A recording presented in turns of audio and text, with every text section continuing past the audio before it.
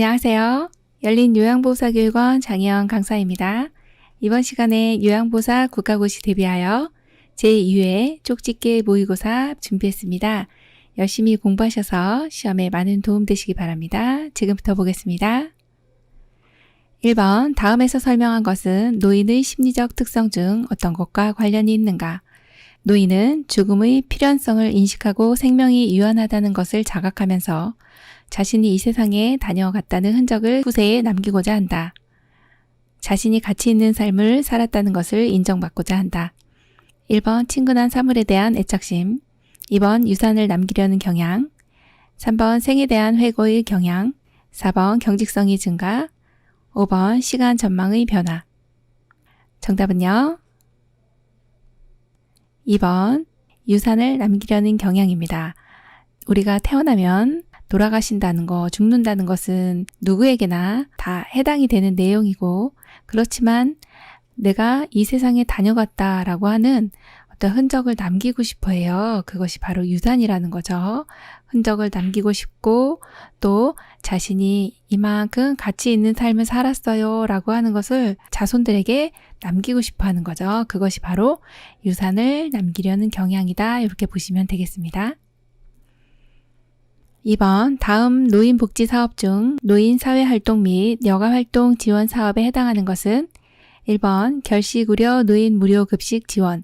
2번, 노인 실명 예방사업. 3번, 경로당 운영. 4번, 노인 건강진단. 5번, 노인 무릎 인공관절 수술 지원. 정답 골라보겠습니다. 3번, 경로당 운영이죠. 자, 어르신들 사회활동이나 여가활동을 지원하는 사업은요, 경로당 운영입니다. 많이들 다니셨을 거고 아시는 내용이라 3번으로 골라주시면 되겠습니다. 3번, 장기요양 등급 중 노인성 질병에 해당하는 치매 환자로서 장기요양 인정 점수가 45점 미만인 자의 요양 등급은 1번 제1등급, 2번 제2등급, 3번 제3등급, 4번 제4등급, 5번 인지 지원 등급. 정답 골라보겠습니다. 정답은요? 5번 인지 지원 등급입니다. 자, 노인성 질병에 해당하는 치매 환자세요. 그리고 점수가요. 45점 미만이네요. 점수가 높을수록 등급이 높습니다. 그래서 1등급이 가장 높죠. 2, 3, 4, 5등급까지 있고 그리고 하나가 더 인지 지원 등급이라고 하는 등급이 있습니다. 네, 치매가 있으신 어르신들은 45점 미만이라 할지라도 등급이 나와요. 그래서 이러한 등급을 인지 지원 등급이다 이렇게 보시면 되겠습니다. 4번, 노인 장기요양보험 표준 서비스 내용 중 행동 변화 대처는 어느 분류에 해당하는가? 1번 신체활동 지원, 2번 일상생활 지원, 3번 기능회복 지원, 4번 정서 지원, 5번 치매 관리 지원. 정답 골라보겠습니다. 5번 치매 관리 지원입니다. 요양보호 업무와 관련한 이 표준 서비스와 각각의 내용들을 많이 이제 출제를 하게 됩니다. 신체활동 지원 서비스는 11개 항목이고요. 일상생활 지원 서비스는 취사, 청소 및 주변 정돈, 세탁 등 이렇게 3가지에 해당이 되고 기능 회복 지원 서비스에 해당하는 것은 한 8가지 항목이 됩니다. 정서 지원 서비스는 어르신과 이제 말벗을 해드리는 내용들, 또 소통하고 관련된 내용이나 상담과 관련된 내용을 이렇게 정서 지원 파트에 넣으시면 되고요. 행동 변화 대처라고 하는 것은 딱 하나밖에 없죠. 치매 관리 지원 서비스에 해당하는 내용 중에 하나가 이제 행동 변화 대처라고 보시면 되겠습니다. 그래서 정답이 5번이네요. 5번, 시설 생활 노인의 권리 보호를 위한 윤리 강령 중 다음 내용과 관련 있는 권리는 종사자의 편의에 따라 식사 시간이 조정되지 않도록 한다. 모든 서비스 제공 과정에서 노인의 이익이 최대한 보장되도록 한다. 개인적 선호와 건강 및 기능 상태에 따라 다양한 영양급식을 제공해야 한다. 1번 질 높은 서비스를 받을 권리, 2번 존엄한 존재로 대우받을 권리, 3번 안락하고 안전한 생활 환경을 제공받을 권리, 4번 기호품 사용에 관한 자기 결정의 권리, 5번 개별화된 서비스를 제공받고 선택할 권리. 정답 골라보겠습니다.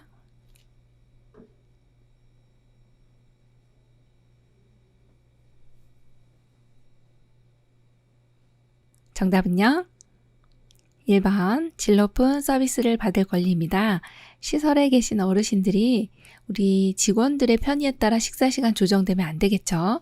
그리고 어르신의 이익이 최대한 보장돼야 하고, 자, 여기에 질 높은 서비스에 해당하는 내용 중에서 특별히 신경 쓰셔야 되는 것이 개인적인 선호와 관련돼 있는 내용이다. 그러면 질 높은 서비스로 바로 연결해 주시면 좋습니다. 그런 내용 기억해 주시면 고르기가 쉬워요.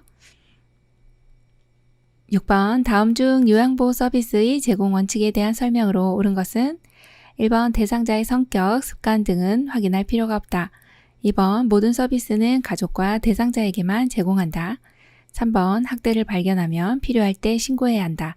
4번 관장약 사용은 의료행위가 아니기 때문에 도와줄 수 있다. 5번 대상자가 가능한 자립생활 할 수 있도록 능력을 최대한 활용하여 서비스를 제공한다. 정답 골라볼까요? 5번이죠. 대상자가 가능한 자립생활 할 수 있도록 능력을 최대한 활용해서 서비스 제공해 주시는 건 너무 잘하셨어요. 그래서 이 서비스 제공 원칙 중에서는 이러한 유형의 문제가 중요하면서도 많이 출제가 됩니다. 기억해 주셔야 되겠습니다. 7번 요양보호사의 역할 중 효율적인 의사소통 기법을 활용하여 대상자와 관계를 형성하고 필요한 서비스를 제공하여 대상자의 신체적, 정신적, 심리적 안위를 도모하는 것은 1번 정보 전달자, 2번 관찰자, 3번 숙련된 수발자, 4번 말벗과 상담자, 5번 동기 유발자. 정답 골라보겠습니다. 네, 4번이네요. 말벗과 상담자입니다. 의사소통 하실 때 어르신과 잘 관계를 형성하는 내용, 그러면서 마음에 편안함을 줄 수 있는 내용이 바로 말벗이 되어드리는 것, 상담자가 되어주시는 내용이 되겠습니다. 그래서 정답 4번이네요. 8번 다음 중 장기요양 대상 급여 대상자에 해당하는 경우는 1번 결핵으로 치료받고 있는 80세 남성, 2번 혈관성 치매가 있는 50대 여성, 3번 당뇨병이 있으면서 일상생활이 가능한 80세 남성, 4번 국민기초생활보장 수급자로 관절염이 있는 70세 남성, 5번 일상생활은 가능하나 약간 귀가 들리지 않는 95세 독거노인. 정답 골라볼까요? 2번이죠. 혈관성 치매가 있는 50대 여성입니다.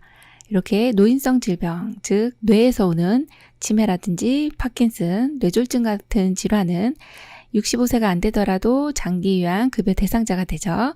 그래서 2번으로 골라주시면 되겠습니다. 9번 노인 장기요양보험 표준 서비스 내용 중 신체활동 지원에 해당하는 것은 1번 일상 업무 대행, 2번 취사, 3번 신체 인지 향상 프로그램, 4번 행동변화 대처, 5번 구강관리. 정답 골라볼까요? 5번이죠. 네, 구강관리입니다. 신체활동 지원.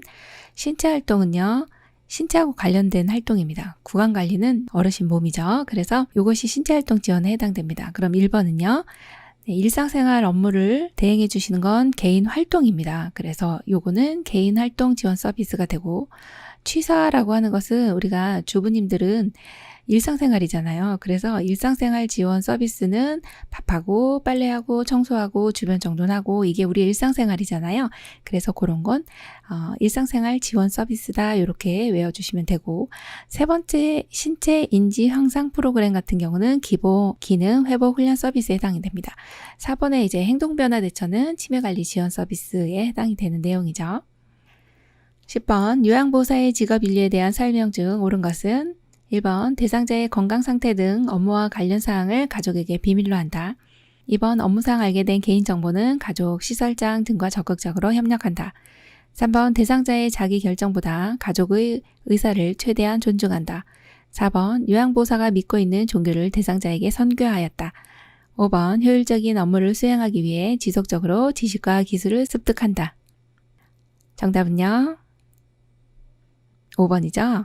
네, 효율적인 업무를 수행하기 위해서 지속적으로 지식을 습득하시고 기술도 습득해 주셨어요.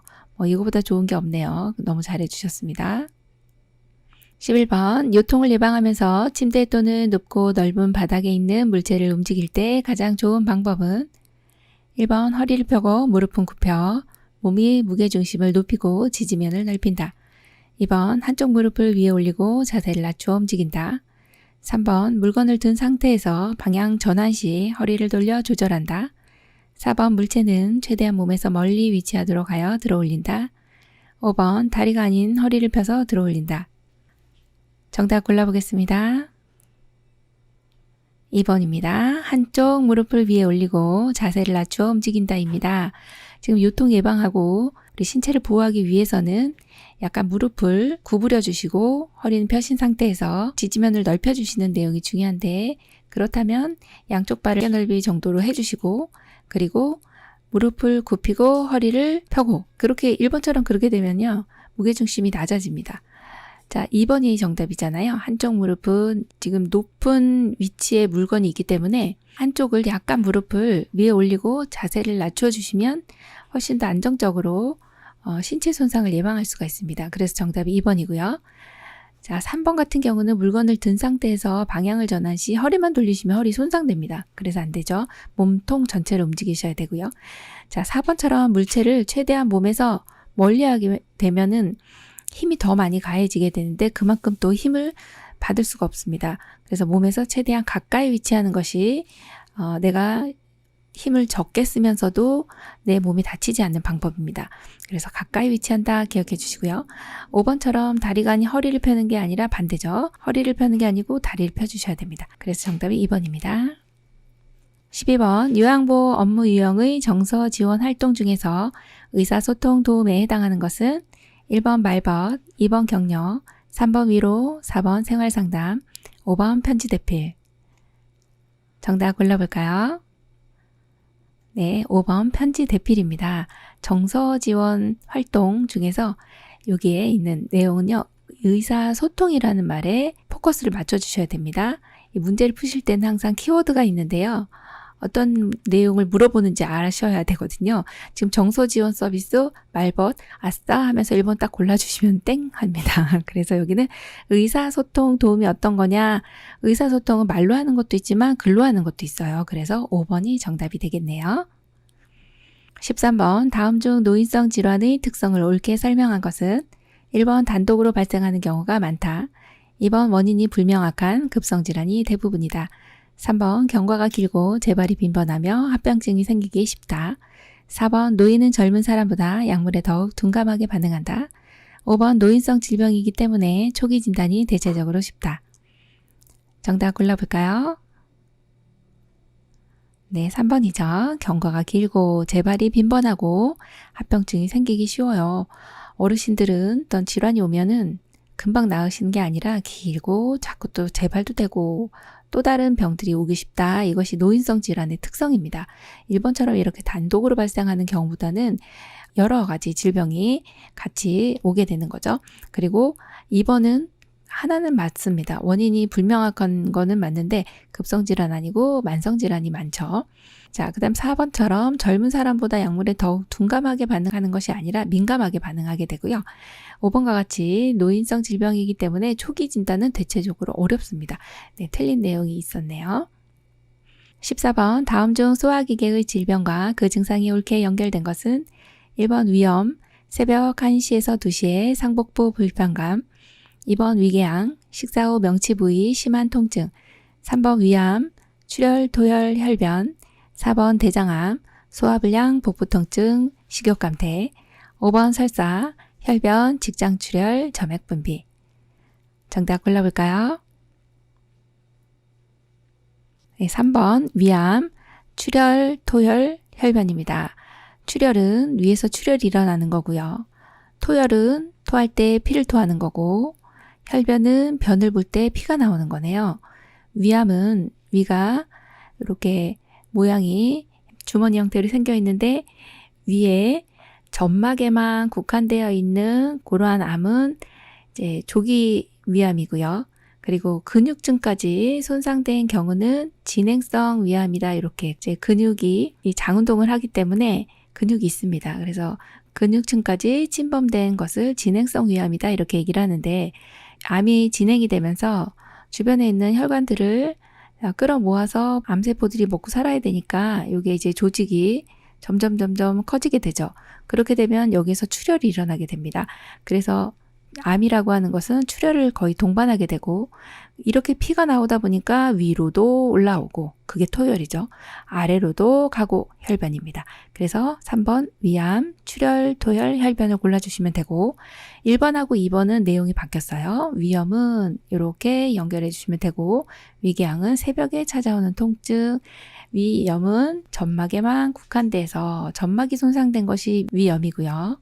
또 근육층까지 손상된 것은 위궤양입니다. 그러면 어느 게 더 심하겠어요? 예, 위궤양이 더 심하죠. 밤에 아픈 게 더 많이 아픈 거거든요. 새벽에 아파요. 그러면 위궤양 이렇게 보시면 됩니다. 자, 4번하고 5번도 역시 틀린 내용이죠. 대장암 해당하는 내용이 여기 아래쪽에 혈변, 직장출혈, 점액분비 이것이 대장암에 해당하는 내용이고요. 설사 같은 경우는 물이 많이 있는 그러한 변을 보는 것이 설사죠. 15번 다음 사례에서 볼 수 있는 노인학대의 유형은 제한된 공간에 강제로 가두거나 노인의 거주지 출입을 통제한다. 약물을 사용하여 노인의 신체를 통제하거나 저해한다. 노인이 원하지 않거나 수행하기 어려운 노동을 하게 한다. 1번 방임, 2번 정서적 학대, 3번 경제적 학대, 4번 유기, 5번 신체적 학대. 정답 골라볼까요? 5번 신체적 학대입니다. 지금 제한된 공간에 가두었어요. 어르신을 가두었대요. 그럼 어르신이 몸을 못 움직이시는 거죠. 그래서 신체를 못 움직이게 하는구나. 그래서 신체적 학대가 됩니다. 2번 역시 약물을 사용해서 어르신의 어디를요? 신체를 통제하는 거잖아요. 그리고 세 번째 나와 있는 내용도 어르신이 원하지 않는데 노동을 하는 건데 노동은 거의 육체적으로 하잖아요. 그래서 5번을 골라주시면 됩니다. 신체적 학대입니다.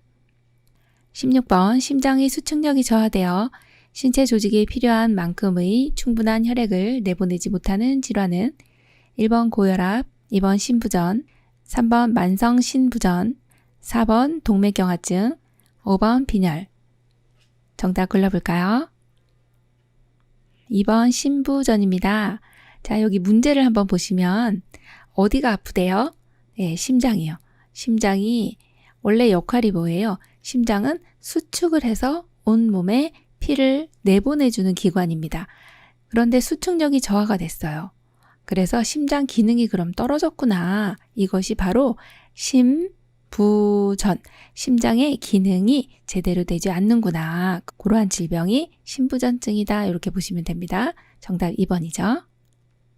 17번 다음 중 산업재해 근로자 보호를 위한 내용으로 옳은 것은 1번 사업장이 부도나 폐업할 경우 보호받지 못한다. 2번 산업재해를 당한 경우 해고할 수 있다. 3번 보험급여는 세금을 공제하고 지급한다. 4번 보험급여를 받을 권리는 3년 혹은 5년간 유예하다. 5번 보험급여는 양도할 수 없으나 압류는 가능하다. 정답 골라볼까요? 4번 보험급여를 받을 권리는 3년 혹은 5년간 유예하다입니다. 산업재해 같은 경우는 업무상의 사유에 따른 근로자의 부상, 질병, 장애 또는 사망을 이제 산업재해라고 하는데 그것을 이제 보호해주고 보장을 받을 수 있도록 해주는 것이 산재보험이잖아요. 그래서 보험급여를 받을 권리는 이제 급여 내용에 따라서 3년이 되기도 하고 5년이 되기도 합니다. 그래서 이렇게 두 가지 3년도 되고 5년간 유효하다라고 하는 걸 골라주시면 돼요. 이 문제를 풀다 보면은 산업재해가 뭐 3년이면 3년이지 3년도 되고 5년도 되고 이렇게 아리까리하네 이렇게 생각하실 수가 있는데 그래서 이제 시험 문제를 내게 되는 거예요. 그래서 급여 내용에 따라서 3년 유효한 것도 있고 5년 유효한 것도 있다 이렇게 보시면 되는데 1번은 한번 내용 보겠습니다. 부도나 폐업할 경우 보호받지 못하나요? 아니요, 보호받습니다. 자, 2번도요. 이렇게 산재를 당했다고 해서 해고할 수 있나요? 없습니다. 자, 3번은요. 세금을 공제하나요? 아닙니다. 공제하지 않아요. 그래서 요거는 세금을 떼지 않는다. 그렇게 보시면 되고 5번처럼 보험급여는 양도할 수 없으나 네, 맞습니다. 양도할 수 없지만 압류는 가능한가요? 아닙니다. 이거는 내가 다쳐서 치료받아야 되기 때문에 압류도 안 됩니다. 네, 그렇게 보시면 되겠습니다. 18번 다음 증상과 관련 있는 노인성 질환은 서해부와 대퇴부의 통증, 이동의 제한, 뼈가 부러지는 소리. 1번 고관절 골절, 2번 골관절염, 3번 퇴행성 관절염, 4번 당뇨병, 5번 뇌졸중. 정답은요? 1번 고관절 골절입니다. 자, 여기에 서해부와 대퇴부의 통증입니다. 서해부는 생식기가 있는 쪽이죠. 대퇴부는요, 넙다리 뼈라고 해서 골반과 다리를 연결해주는 아주 커다란 뼈입니다. 여기가 아프네요. 그러면 고관절이라고 하는 이 부분이 고관절입니다.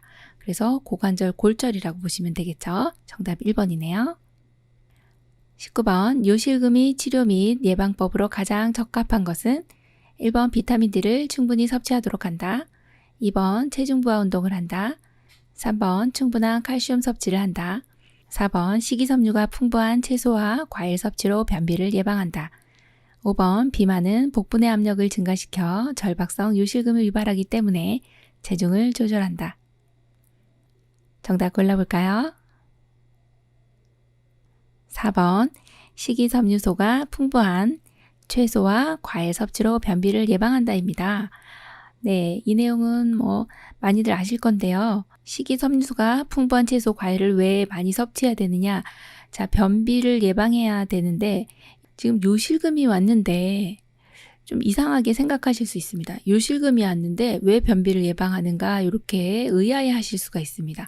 자, 그런데 요실금의 원인을 좀 이해하시면 이 문제 풀 수가 있습니다. 요실금은 방광이라고 하는 이렇게 소변을 저장하고 있는 이 방광 내에 소변이 차면요. 소변이 이렇게 차죠. 일정량 차면은 가고 싶네 하고서 이렇게 나와야 되는데 그게 아니라 조금만 차고 양이 이제 방광의 용적률도 적어지고요. 그리고 복압이 올라갔다라고 하는 것은 주변에서 자꾸 이제 밀어내는 거죠. 그러면서 여기 관략근이라고 하는 것은 이완이 돼버리면 복압이 올라가면서 이 자기도 모르게 새어나오는 것이 이제 요실금이에요. 그래서 복압성 요실금 같은 경우가 가장 흔한데 그럴 때는 복압이 올라가지 않도록 해야 돼요. 예를 들어 지금 변비 같은 경우도 뒤에서 자꾸 변이 꽉 차 있으면 누르잖아요. 그러면 이 복압성 요실금이 악화가 되거든요. 그래서 변비를 예방하는 걸로 기억해 주셔야 되고 또 기침이나 재채기, 줄넘기 이런 것들을 피해 주셔야 되겠죠. 자, 그런 내용을 이해해 주시면 되고 그럼 1번은요. 비타민 D 나왔네요. 이거 중요하긴 하지만 요실금 예방하려면 비타민 D는 요실금하고는 크게 관련은 없어요. 그럼 뭐하고 관련이 있을까요? 골다공증하고 관련이 있습니다. 골다공증 예방하려면 비타민 D 충분히 섭취한다. 그럼 2번 같은 경우 체중 부하 운동을 해야 한다. 그것도 역시 골다공증과 관련이 있고요. 충분한 칼슘 섭취도 마찬가지. 자, 그럼 5번 같은 경우는 요거 고르신 분이 있을 것 같은데요. 비만은 복부내 압력을 증가시키는 거 맞습니다.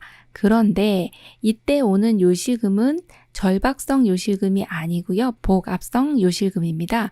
그래서 복부의 압력이 복부의 압력이 올라가면서 생기는 그러한 요실금이 바로 복압성 요실금이다. 이렇게 보셔야 되겠습니다. 20번 노화에 따른 피부의 특성에 대한 설명으로 옳은 것은 1번 피하 지방의 감소로 기온에 둔감해진다. 2번 피부가 건조하고 표피가 두꺼워서 탄력성이 감소하고 쉽게 손상되는 경향이 있다. 3번 피하의 지방층이 늘어난다. 4번 머리카락은 전반적으로 굵어지고 모근의 멜라닌 생성 세포가 소실되어 탈색이 된다. 5번 발톱이나 손톱이 딱딱하고 두꺼워지며 세로줄이 생기고 잘 부서진다. 정답은요? 5번입니다. 발톱이나 손톱이 딱딱해져요. 맞습니다. 두꺼워지죠. 그리고 세로줄도 생기고 잘 부서집니다. 5번이 정답이네요. 1번은요. 피하 지방이 감소되고 맞습니다. 그러면 기온에는요. 민감해지겠네요. 자, 2번은 왜 틀렸을까요? 피부 건조하고 표피가 두꺼워지나요? 아닙니다. 건조하는 것까진 맞는데 표피는요. 얇아지고 탄력성은 감소하고 쉽게 그래서 손상이 되는 경향이 있습니다. 자, 3번에 보시면 피하의 지방층은요. 줄어든다. 이렇게 보시면 되고 4번 같은 경우 머리카락은 전반적으로 굵어지면 좋겠죠. 그렇지만 가늘어집니다. 네, 모근의 멜라닌 생성 세포는 소실되어 탈색은 맞습니다. 그래서 틀린 거 몇 가지는 체크를 해주셔야 되겠습니다. 21번 대상자가 본인 부담금 할인을 요구할 때 대처법으로 옳은 것은 1번 대가를 받고 할인해준다. 2번 함께 할인 요구에 노력한다. 3번 그냥 묵살한다. 4번 대상자 가족과 의논한다. 5번 법에 따라 처벌받을 수 있음을 설명한다. 정답 골라볼까요?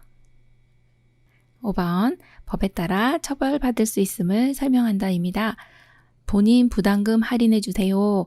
시설에서는 시설급여는 몇 %예요? 20% 본인 부담금 내야 되고 재가급여에서는요 15% 내야 돼요. 그런데 요것을 할인해주면 안 될까요? 안 됩니다. 네, 법에 따라 요거 불법이에요. 요거는 처벌받을 수 있기 때문에 네, 할인해 드릴 수가 없네요. 이렇게 말씀드려야 되겠습니다. 22번 다음 내용의 업무를 담당하는 기관은 어디인가? 노인 학대 사례의 신고 접수, 신고된 시설 학대 사례에 대한 확인 개입, 학대 사례에 대한 사례 관리 절차 지원. 1번 경찰서, 2번 노인보호 전문기관, 3번 보건복지부, 4번 학대 피해 노인 전용 쉼터, 5번 주민자치센터. 정답 골라보겠습니다. 2번 노인보호 전문기관입니다. 자, 이런 유형의 문제는 상당히 많이 나오는데요. 지금 어르신들을 학대하시는 분들이 꽤 있습니다. 그래서 노인 학대에 대한 부분은 우리가 정확히 알고 계셔야 돼요. 자, 이런 어르신들을 발견했다, 의심이 된다 그러면 신고해야 됩니다. 이것을 신고하는 기관은 두 곳인데요. 경찰서나 노인보호 전문기관입니다. 그런데 이제 신고를 했어요. 그럼 사례에 대한 확인이나 아니면 사례 관리에 대한 절차를 지원하는 이런 기관은 바로 노인보호 전문기관이기 때문에 이 모든 내용에 부합한 답이 바로 2번이라고 보시면 되겠습니다. 23번 다음 중 좁은 시야, 안구 통증, 뿌옇게 혼탁된 각막과 관련 있는 증상은 1번 선망, 2번 백내장, 3번 안구 건조증, 4번 녹내장, 5번 결막염. 정답은요? 4번 녹내장입니다. 네, 눈에 관련돼서 시험은 요 백내장하고요, 녹내장하고 두 개를 번갈아 가면서 냅니다. 네, 녹내장과 백내장 정도 구별하시면 되는데 지금 정답은 녹내장이죠. 자, 시야가 좁아지고 안구에 통증이 있는 게 특징이에요. 네, 백내장은 안구에 통증이 없습니다. 그런데 녹내장은 왜 통증이 있을까요? 안압이라고 하는 눈의 압력이요. 안압이 상승이 됐기 때문에 눈이 아픈 거예요. 압력이 올라가서 꾹꾹 누르니까 아픈 거예요. 그래서 정상 안구 같은 경우는 누르질 않으니까 안 아픈데요. 오른쪽에 녹내장 있으신 분의 눈을 보니까 방수라고 하는 게 있죠. 여기에 물이 나오는데요. 눈에 영양을 공급해주는 물입니다. 여기 이제 각막 쪽에 이 섬유주라고 하는 곳에서 방수가 나오는데 나왔다가 빠져나가질 못하거나 어떤 원인에 의해서 압력이 올라가는 거죠. 그러면 압력이 올라갔네. 그럼 이 방수가 너무 세다 보니까 누를 수밖에 없는 거예요. 그러니까 아픈 거죠. 그런데 왜 시야가 좁아지느냐? 시력도 시신경이 손상을 받으면서 눈도 잘 안 보여지게 되느냐? 그것은 요 망막층이 이렇게 여기가 망막이에요. 시신경이 여기 이렇게 있기 때문에 자꾸 누르면 이 시신경이 손상을 받게 되는 겁니다. 그러한 질병이 바로 녹내장이고 뿌옇게 혼탁한 각막이라고 되어 있는데 각막이 눈에서는 거의 앞부분 여기를 차지하는 곳이 바로 각막입니다. 여기에 이제 이 방수가 빠져나가지 못하고 여기에 이렇게 축적이 되다 보니 이게 뿌옇게 혼탁이 되어 있구나. 그렇게 이해해 주시면 되겠습니다. 24번 다음 중 당뇨병에 대해 옳게 설명한 것은 1번 소화기계 질환이다. 2번 인슐린이 과다 분비될 경우 발생한다. 3번 소변량이 감소한다. 4번 공복 시 운동을 하거나 장시간 등산 시에는 고혈당에 대비한다. 5번 질 분비물 및 질 감염이 증가한다. 정답 골라볼까요? 5번 질 분비물 및 질 감염이 증가한다입니다. 당뇨병이라고 하는 것은 우리 몸에 당이 들어왔을 때 인슐린이 분비가 되면서 당을 사용을 해야 됩니다. 그런데 인슐린이 분비되지 못하기 때문에 당을 쓰지 못해서 혈중 내 당이 올라가서 고혈당이 되는 그러한 질환이 바로 당뇨병인데요. 이러한 당뇨병은 1번에 보시면 소화기계 질환이 아니고요. 이것은 내분비계 질환입니다. 자, 2번은 왜 틀렸을까요? 인슐린이 과다 분비된 경우가 아니라 적게 인슐린이 분비가 잘 안 된 경우에 발생을 하는 거고요. 자, 3번처럼 소변량은요, 굉장히 많아집니다. 왜 많아지느냐? 이 당이 너무 높으니까 나가야 되잖아요. 내보낼 때 소변으로 내보내야겠다라고 하면서 이제 나갑니다. 근데 그냥 나가질 않고 물과 함께 나가기 때문에 소변량이 굉장히 많아지죠. 그래서 그러한 것을 다뇨다 이렇게 얘기를 합니다. 자, 그럼 4번은요. 공복 시 운동을 하거나 장시간에 등산할 때는요. 저혈당에 대비해야 되겠구나 이렇게 봐야 되겠네요. 25번 요양보호사의 직업성 근골격계 질환의 치료 방법에 대한 설명으로 옳은 것은 1번 냉찜질은 외상을 조절하고 추가적인 조직 손상을 예방한다. 2번 압박은 세포의 대사 과정을 늦춰 손상과 부종을 감소시킨다. 3번 휴식은 손상 부위에 축적되어 있는 부종을 조절한다. 4번 초기 치료는 온찜질, 만성 통증에는 냉찜질이 효과적이다. 5번 통증 부위를 고정하면 주변 근육 이완 및 경련 감소 효과가 있다. 정답 골라볼까요? 5번입니다. 통증 부위를 고정하면 주변 근육 이완 및 경련 감소 효과가 있습니다.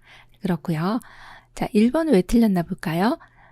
외상을 조절하고 조직 손상을 예방하는 것은 휴식입니다. 좀 쉬어주는 것이 좋겠고, 자, 2번 같은 경우에 세포의 대사 과정을 늦춰주는 것, 또 부종을 감소시켜주는 것은 냉찜질이 됩니다. 그러면 3번은 왜 틀렸을까요?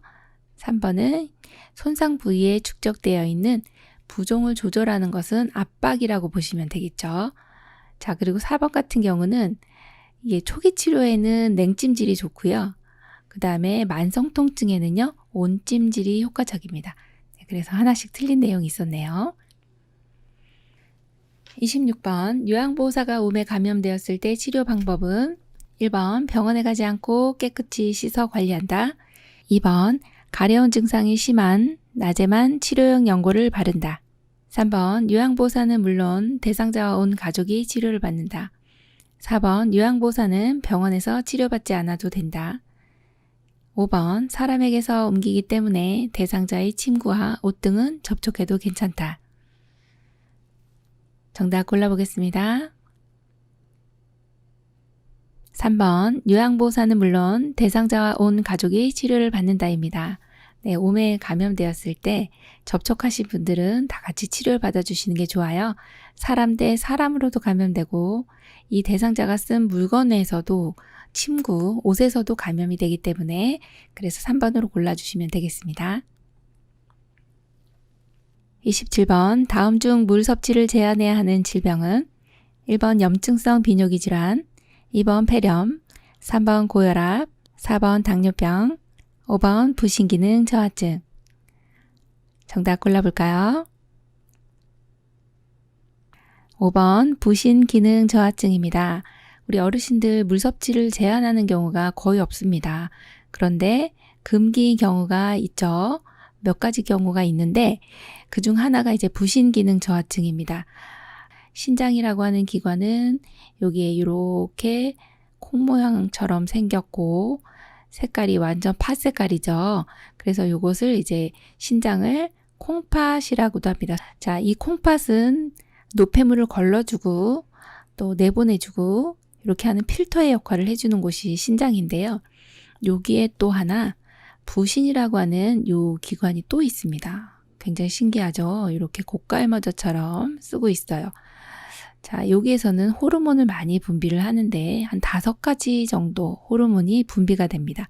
그래서 이 부신 기능이 저하됐을 때 전해질 불균형이 올 수 있고 또 당이라든지 염분 이런 것들 조절이 힘들어집니다.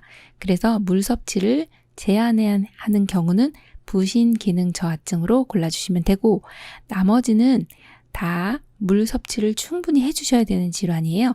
그래서 염증이 있네 그러면 이 염증은 물로써 희석시켜서 내보내야 됩니다. 네, 염증 있네 그러면 물 많이 먹어야 돼요. 기억해 주시고, 고혈압 같은 경우는 혈전이 생기기 때문에 그런 것들을 이제 피가 혈압이 높고 하면 혈관 손상이 일어나고 또 점도가 높아지면 고혈압 합병증이 생길 수 있어요. 그래서 물 충분히 드셔주시고, 당뇨병도 물을 드셔주셔야 당이 내려가는 데 도움이 됩니다. 그래서 정답이 5번이네요.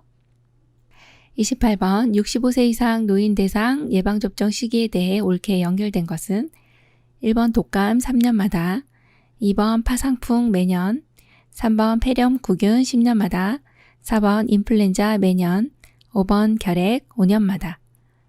정답 골라볼까요? 네, 4번이죠. 65세 이상 노인 대상 예방접종은 시험에 많이 나오고요. 인플루엔자는 매년 맞는다. 이것이 이제 1번에 보면 인플루엔자가 독감 예방 주사잖아요. 네, 그래서 인플루엔자 바이러스에 의한 감염이 바로 독감이다. 이렇게 보시면 돼서 매년 맞는다. 그렇게 골라주셔야 되겠네요. 29번 다음 중 바람직한 비언어적 의사소통 방법으로 옳은 것은 1번 지나친 머리 끄덕임, 2번 시선을 한 곳에 고정, 3번 대상자의 느낌과 정서에 반응하는 어조, 4번 손가락으로 지적하는 행위, 5번 몸을 앞으로 구부리는 태도. 정답 골라볼까요? 3번 대상자의 느낌과 정서에 반응하는 어조입니다. 자, 비언어적 의사소통은 말로써 하는 것이 아니라 몸으로써 보여지는 이러한 말로 하는 것이 아닌 것을 다 이제 비언어적인 의사소통 방법이라고 봅니다. 대상자가 어떤 걸 느끼는지 또 어떻게 반응하는지 이거에 대해서 우리가 공감하고 또 이렇게 끄덕여주고 하는데 1번처럼 지나친 머리 끄덕임이 아니라 간혹 이렇게 대화를 하다가 이제 이렇게 한 번씩 머리 끄덕여주면 그 어르신이 내 말을 이해하고 있구나 이렇게 생각하십니다. 그래서 3번으로 골라주시면 돼요. 30번 다음 중 골다공증의 예방 및 치료법으로 옳은 것은 1번 요가, 수영으로 유연성을 유지한다. 2번 선크림을 바른다.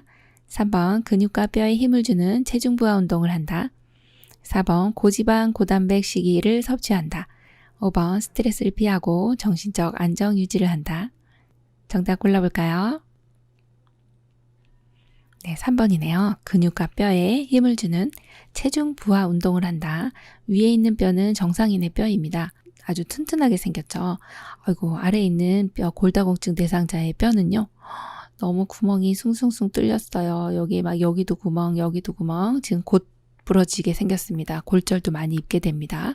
그래서 이런 분들은 체중 부하 운동을 해야 된다. 그렇게 골라주시면 됐네요.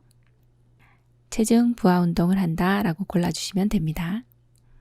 31번 다음 중 선망이 있는 대상자를 돕는 방법으로 옳은 것은 1번 항상 단호하고 부드러운 목소리로 말한다. 2번 개인 물품을 다른 곳에 감춘다. 3번 대상자의 이름을 부르면서 이야기한다. 4번 혼자 있게 한다. 5번 방문자 수를 많게 한다. 정답 골라볼까요? 1번 항상 단호하고 부드러운 목소리로 말한다 입니다. 선망이라고 하는 것은 의식장애로 주의력 저하, 인지기능 장애와 이런 것이 정신병적으로 나타나는 증상들, 환청, 환각, 환시 이러한 것이 선망인데요. 헛것을 보기 때문에 주의력이 많이 떨어져 있습니다. 그래서 단호하고 부드럽게 말씀해 주시면 되고 2번처럼 물품 막 감추거나 하시면 안 됩니다. 자, 그러면 3번은요. 대상자 이름을 부르면서 이야기한다. 예, 틀린 내용은 아닙니다만 치매 말기 때 대상자의 이름을 기억 못 하시기 때문에 말기 때 요양보 제공하는 방법에 더 가깝고요. 2번처럼 혼자 있게 하면 위험합니다. 환청, 환각, 환시기 때문에 밖에서 누가 막 부르면 5층이든 10층이든 막 뛰어내릴 수가 있어요. 그래서 위험할 수 있으니 같이 있어 주셔야 하고 5번처럼 방문자 수를 많게 하면 혼돈을 일으키세요. 좀 줄여주시되 가족의 방문은 더 자주 할 수 있게 해준다. 그렇게 보면 됩니다. 32번 다음 중 성기능과 무관한 것은 1번 자궁적출술, 2번 강심제 복용, 3번 이뇨제 복용, 4번 신경안정제 복용, 5번 항진정제 복용. 정답 골라볼까요? 1번 자궁 적출술입니다. 네, 자궁이라고 하는 것은 오른쪽에 그림을 보시면 여성에게만 있는 아기 집이죠. 태아를 수정하게 해서 여기서 이제 착상을 하게 하고, 그리고 여기에 태반이라고 하는 걸 통해서 아기에게 영양을 공급하고 출산을 할 수 있도록 해주는 것이 바로 자궁, 즉 아기 집이라고 하는 것입니다. 여기에 이렇게 자궁이 있네요. 그런데 여기 자궁을 적출한다고 해서 성기능하고는 전혀 관련이 없으니까요. 네, 너무 걱정 마시고 성기능과 무관한 것은 하면 자궁적출술 내지는 유방절제술, 전립선 절제술 이런 것들은 성기능과 좀 무관합니다. 그런데 여기 나와 있는 강심제, 이뇨제, 신경안정제나 항진정제 등은 남성이나 여성 모두에게 성문제를 유발할 수 있는 내용이라고 보시면 되겠습니다. 33번 요양보호 기록 방법과 관련 스마트 장기 요양 사용법을 잘못 설명한 것은 1번 서비스를 시작할 때 태그 인식은 1에서 3cm 이내 범위에서 한다. 2번 태그 접촉 시 스마트폰 뒷면을 2에서 3초간 접촉한다. 3번 방문 요양 서비스 종료 시 정서 지원은 60분 이하로 입력한다.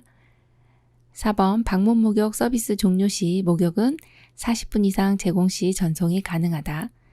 5번 급여 종류를 잘못 선택한 경우에는 태그 취소가 되지 않기 때문에 주의해야 한다. 정답은요?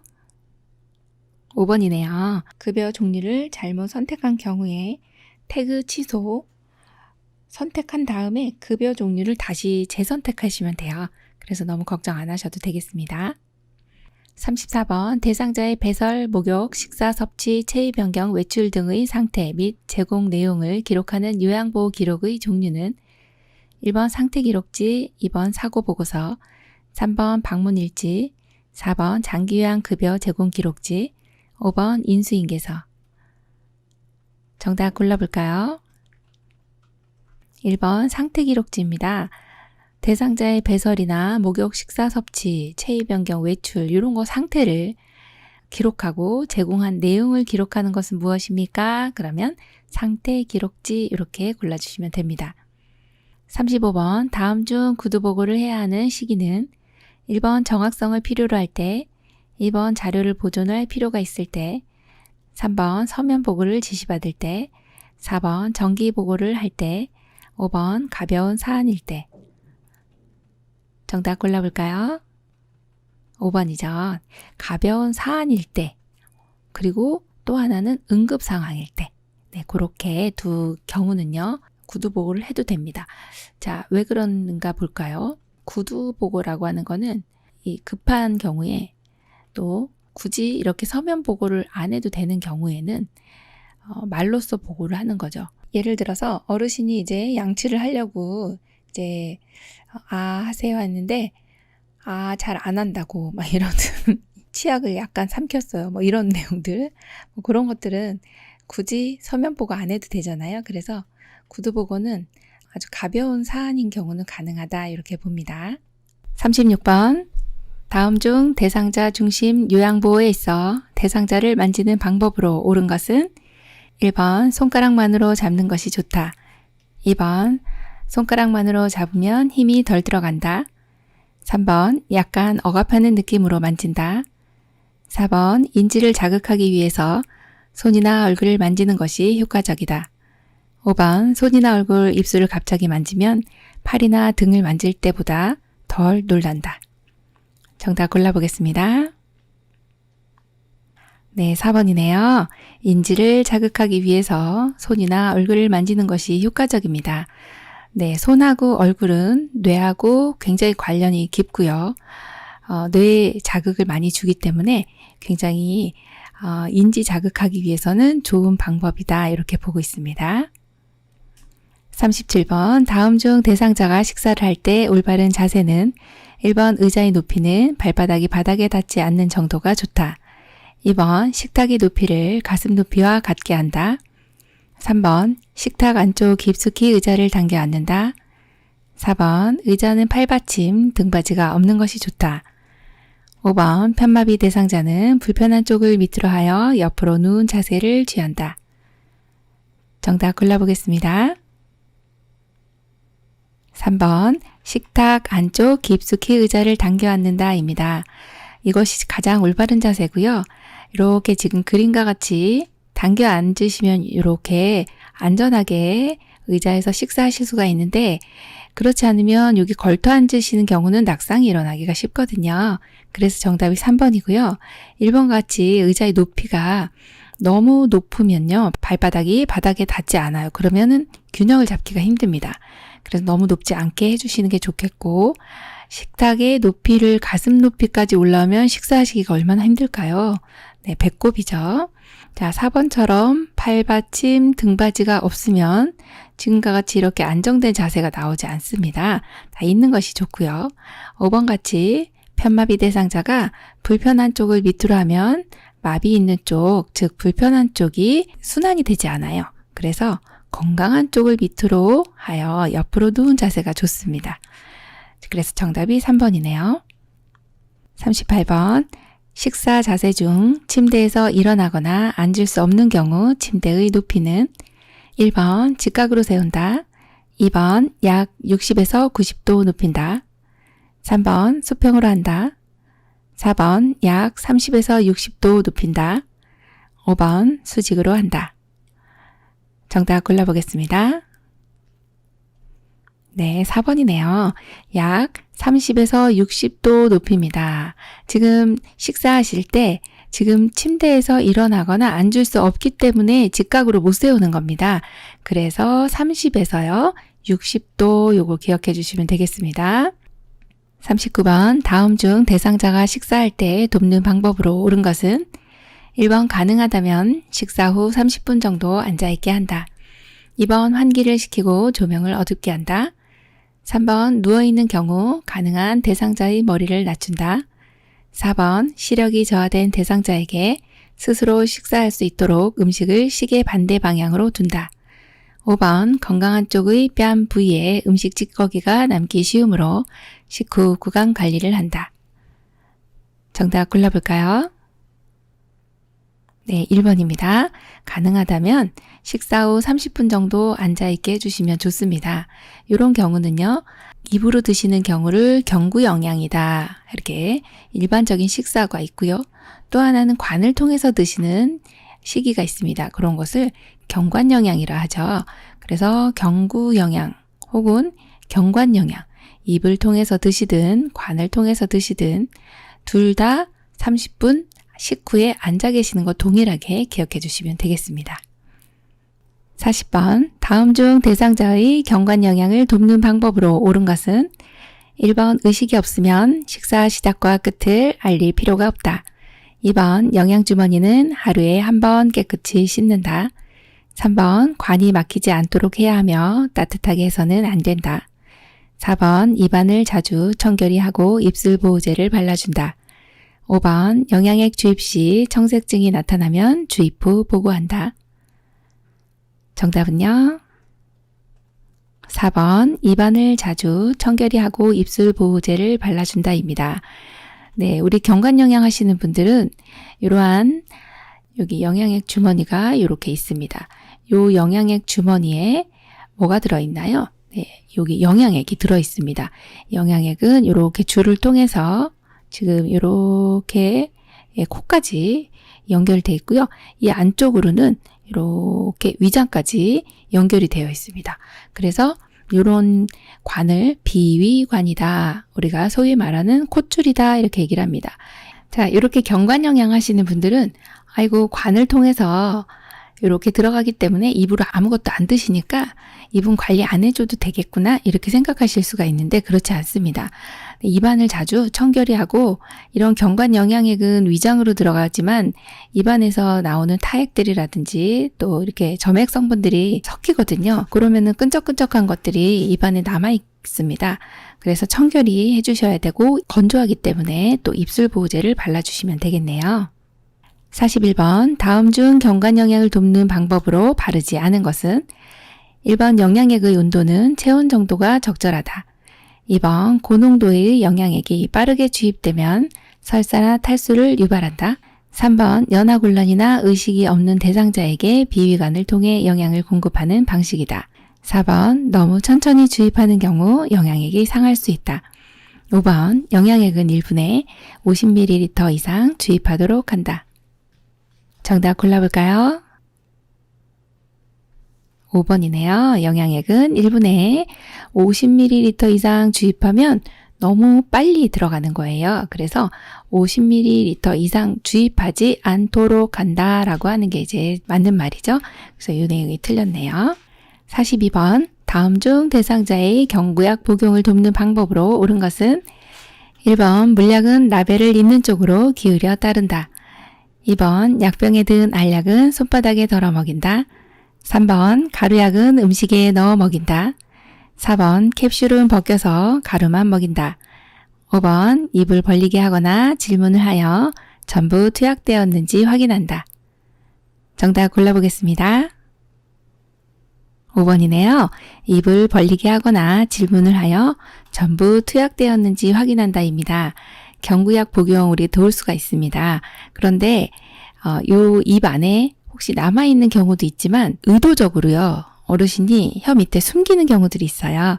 그래서 꼭 다 드셨는지 확인을 해야 되겠네요. 정답 5번입니다. 43번 다음 중 대상자에게 귀약을 투여할 때 옳은 방법은 1번 대상자가 치료할 귀를 아래쪽으로 하여 편안한 자세를 취한다. 2번 귀약 투여 시 귀 중앙에 맞추어 점적한다. 3번 온도가 올라가면 변질될 우려가 있으므로 차가운 채로 투여한다. 4번 약물이 귀 안쪽으로 잘 들어가도록 귀 윗부분을 앞쪽으로 당긴다. 5번 귀 입구를 잠깐 동안 부드럽게 눌러주고 약 5분간 누워있게 한다. 정답은요? 5번이죠. 귀 입구를 잠깐 동안 부드럽게 눌러주고 약 5분간 누워있게 합니다. 그리고 나서 이제 활동을 하시려면 귀에다가 작은 솜을 살짝 끼워주시면 돼요. 한 15분 정도. 자, 1번은 왜 틀렸을까요? 치료할 귀를요, 위쪽으로 해주시는 게 맞고요. 자, 2번은요, 귀 중앙에 점적하는 것이 아니라 약물은 측면을 따라 흘러내려갈 수 있도록 해줍니다. 측면. 자, 3번 같은 경우는 온도가 올라가면 변질될 우려가 있어서 차가운 채로 투여하는 것이 아니라 이런 경우는 차가운 채로 투여를 하게 되면 현기증을 유발합니다. 약간 어지럽거든요. 그래서 실온 정도 약간 따뜻하게 내지는 온수에 잠시 담궜다가 사용을 해주시는 것이 현기증 유발이 되지 않습니다. 자, 4번 같은 경우도 많이 나오는 내용인데요. 귀 안쪽으로 잘 들어가도록 귀 윗부분을요, 앞쪽이 아니라 뒤쪽입니다. 약간 뒤에 위쪽이다. 그런 방향을 후상방이다. 이렇게 보시면 됩니다. 후상방으로 잡아당긴다. 그렇게 봐야 되겠네요. 44번 다음 중 대상자의 화장실 이용 돕기에 대한 설명으로 옳은 것은 1번 최대한 스스로 할 수 있게 하고 요양보호사는 보조가 필요한 부분만 도와준다. 2번 항문은 아래에서 위쪽으로 닦아야 감염을 예방할 수 있다. 3번 화장실은 약간 어두운 것이 좋다. 4번 변기옆 손잡이는 안전을 위해 가능한 설치하지 않는다. 5번 휠체어 이용 시 잠금 장치는 풀어두는 것이 좋다. 정답 골라볼까요? 1번이죠. 최대한 스스로 할 수 있게 하고 요양보호사는 보조가 필요한 부분만 도와주신 내용이에요. 화장실 이용 돕기뿐만 아니라 어르신의 전반적인 생활 자체를 이렇게 해주시면 좋습니다. 어르신이 할 수 있는 부분, 즉 남아있는 기능들, 잔존 기능들은 최대한 쓸 수 있도록 도와준다. 이 내용 1번은 시험에 많이 나오는 부분이네요. 45번 다음 중 대상자의 침상 배설 돕는 방법으로 옳은 것은 1번 침대를 내려주어 배에 힘을 주기 쉬운 자세로 취해준다. 2번 소변색이 옅은 노란색인 경우 시설장에게 즉시 보고한다. 3번 차가운 변기는 변이를 증가시킨다. 4번 배설 시 소리 나는 것을 방지하기 위해 음악을 틀어놓는다. 5번 대상자가 실수할 경우 또다시 실수하지 않도록 주의를 준다. 정답 골라볼까요? 4번이네요. 배설 시 소리 나는 것을 방지하기 위해 음악을 틀어놓는다입니다. 침상에서 배설할 때는 어르신 혼자만 계신 것이 아니라 또 다른 어르신이 계실 수도 있고 화장실이 아닌 관계로 마음이 이렇게 편하지가 않습니다. 그래서 음악을 틀어주시면 그 음악 소리에 묻혀서 일 보시기가 굉장히 수월하거든요. 그래서 정답이 4번이네요. 46번 다음 중 대상자의 이동변기 사용을 돕는 방법으로 옳은 것은 1번 요의나 변이를 느낄 때 참는 연습을 시킨다. 2번 배설 중에는 하반신을 수건으로 덮어준다. 3번 이동변기를 침대보다 낮은 위치에 둔다. 4번 편마비의 경우 이동변기는 불편한 쪽에 놓는다. 5번 변기안 배설물은 1일 1회 처리한다. 정답 골라보겠습니다. 2번 배설 중에는 하반신을 수건으로 덮어준다입니다.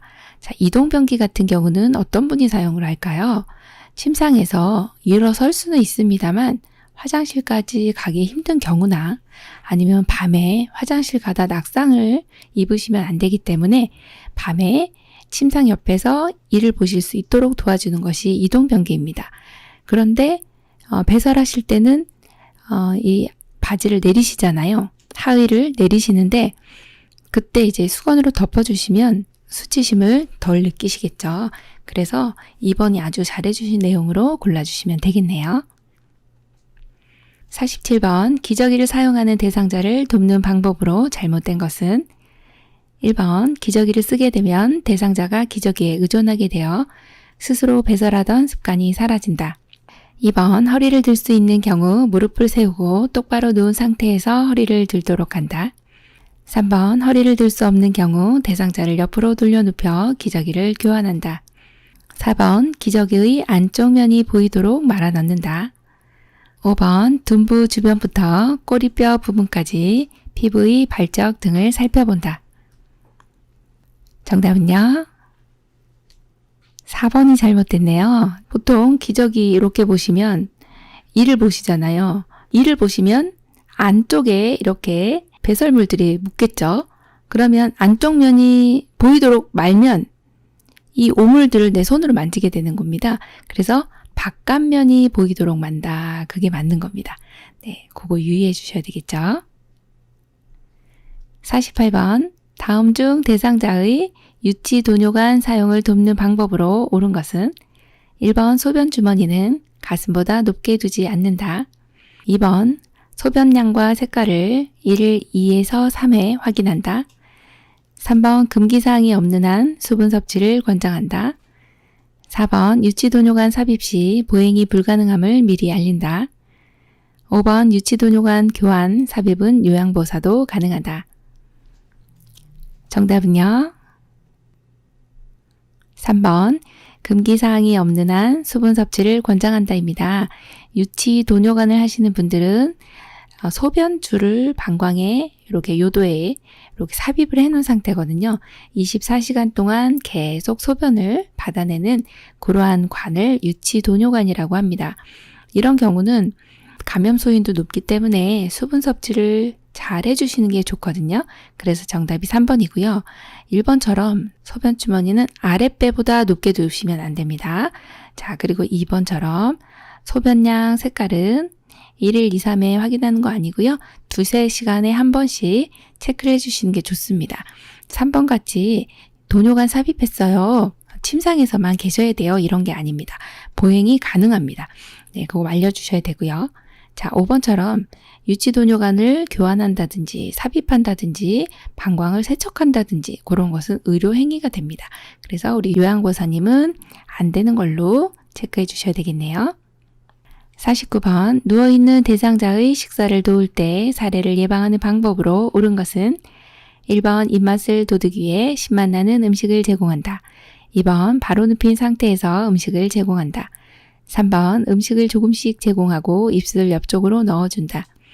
4번 차분히 이야기를 나누며 식사를 제공한다. 5번 딱딱한 음식은 분말 형태로 제공한다. 정답은요?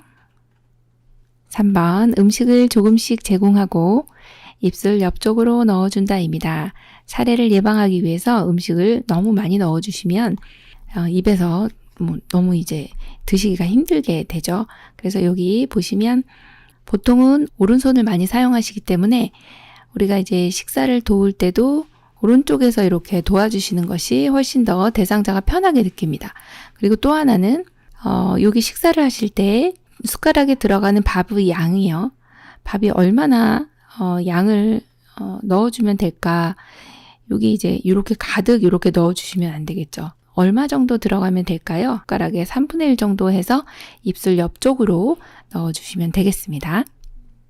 50번 다음 중 대상자의 입안 닦아내기 순서로 옳은 것은 1번 윗니와 잇몸, 아래쪽 잇몸과 이, 입천장, 혀, 볼 안쪽 2번 아래쪽 잇몸과 이, 윗니와 잇몸, 혀, 입천장, 볼 안쪽 3번 아래쪽 잇몸과 이, 윗니와 잇몸, 볼 안쪽, 입천장, 혀 4. 윗니와 잇몸, 아래쪽 잇몸과 이, 혀, 입천장, 볼 안쪽 5번 윗니와 잇몸, 아래쪽 잇몸과 이, 볼 안쪽, 입천장, 혀 정답 골라볼까요?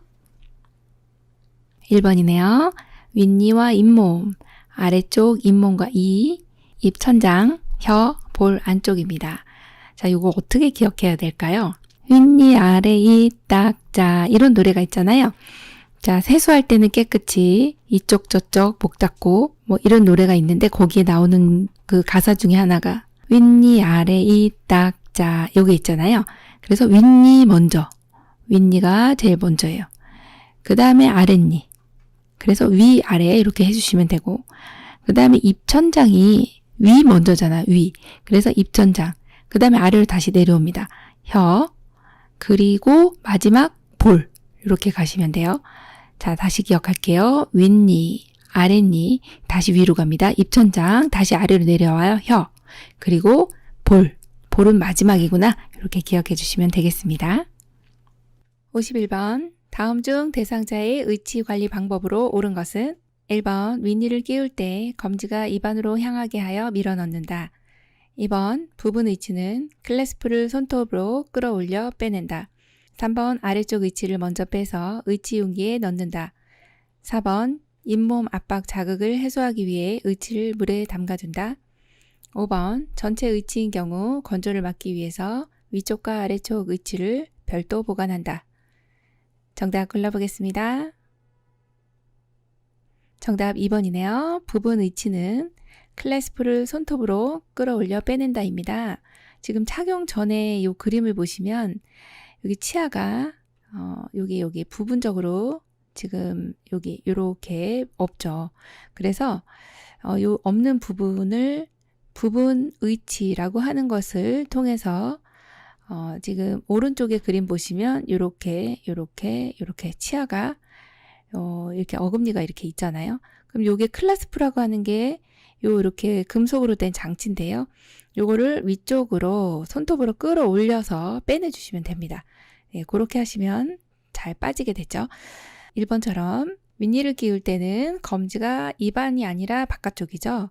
네, 엄지가 안으로 들어가야 되고요. 3번 같은 경우는 아래쪽 의치 먼저 빼는 게 아니라 항상 의치는 위쪽 먼저입니다. 위쪽 먼저 빼고 위쪽 먼저 끼운다. 이렇게 기억해 주시고 4번도 보시면 잇몸 압박 자극을 해소하기 위해서 의치를 물에 담가두는 것이 아니라 요 압박 자극을 해소하기 위해서는요. 주무시는 동안 보통 한 7시간 정도 이렇게 빼놓으시면 됩니다. 네, 그게 맞는 거죠. 5번 같은 경우에 전체 의치인 경우 건조를 막기 위해서 어떻게 해야 되나요? 네, 물에 담가 두셔야 되죠. 네, 그래서 정답이 2번이죠. 52번 대상자의 회음부를 닦는 순서로 옳은 것은 1번 질, 요도, 항문 2번 질, 항문, 요도 3번 요도, 질, 항문 4번 항문, 요도, 질 5번 항문, 질, 요도 정답 골라보겠습니다. 3번 요도, 질, 항문입니다. 자, 회음부는 여성의 생식기와 비뇨기 계통이 같이 있는 이 부위인데요. 요도라고 하는 것은 소변이 나오는 길입니다. 그리고 질은 생식기관이고 항문은 배설기관이죠. 회음부를 닦을 때 요도, 질, 항문의 순서로 닦아야 되는 이유는요. 여기 그림을 보시면 요도와 지금 요도가 제일 먼저 있습니다. 앞쪽에 지금 여기가 배꼽이고요. 여기가 항문 쪽이잖아요. 자, 요도가 제일 먼저 있고 그 다음에 질이 있고 세 번째 여기가 항문인데 1, 2, 3 순서로 닦아주셔야 세균이 요도로 침입할 가능성이 적어집니다. 만약에 항문에서 요도로 이렇게 가면 여기에 있는 대장균들이 다 요도 쪽으로 가게 돼서 비뇨기계 감염을 일으키기가 쉽습니다. 그래서 항상 목욕해 주실 때나 닦아 주실 때 요도, 질, 항문 요 순서를 기억을 해 주셔야 되겠죠. 그래서 정답 3번입니다. 53번 다음 중 대상자의 세수를 돕는 방법으로 옳은 것은 1번 한 번 사용한 수건의 면은 사용하지 않는다. 2번 눈곱이 있는 쪽을 먼저 닦는다. 3번 코털이 코 밖으로 나와 있으면 의료기관에 가서 깎도록 한다. 4번 귀 입구의 귀지는 의료기관에 가서 제거하도록 한다. 5번 눈은 바깥쪽에서 안쪽으로 닦는다. 정답 골라보겠습니다. 1번 한 번 사용한 수건의 면은 사용하지 않는다. 네, 한쪽 눈을 이렇게 닦아주시고 나면 반대쪽은 다른 면을 사용해야 된다 이것이죠. 그래서 1번이 정답이고요. 2번 같은 경우는 눈곱이 없는 쪽을 먼저 닦고요. 3번 같은 경우 코털이 코 밖으로 나와 있어요. 그러면 그냥 깎아주셔도 됩니다. 의료기관까지 안 가셔도 돼요. 또 4번 같이 입구에 있는 건 우리가 이렇게 닦아주셔도 되고요.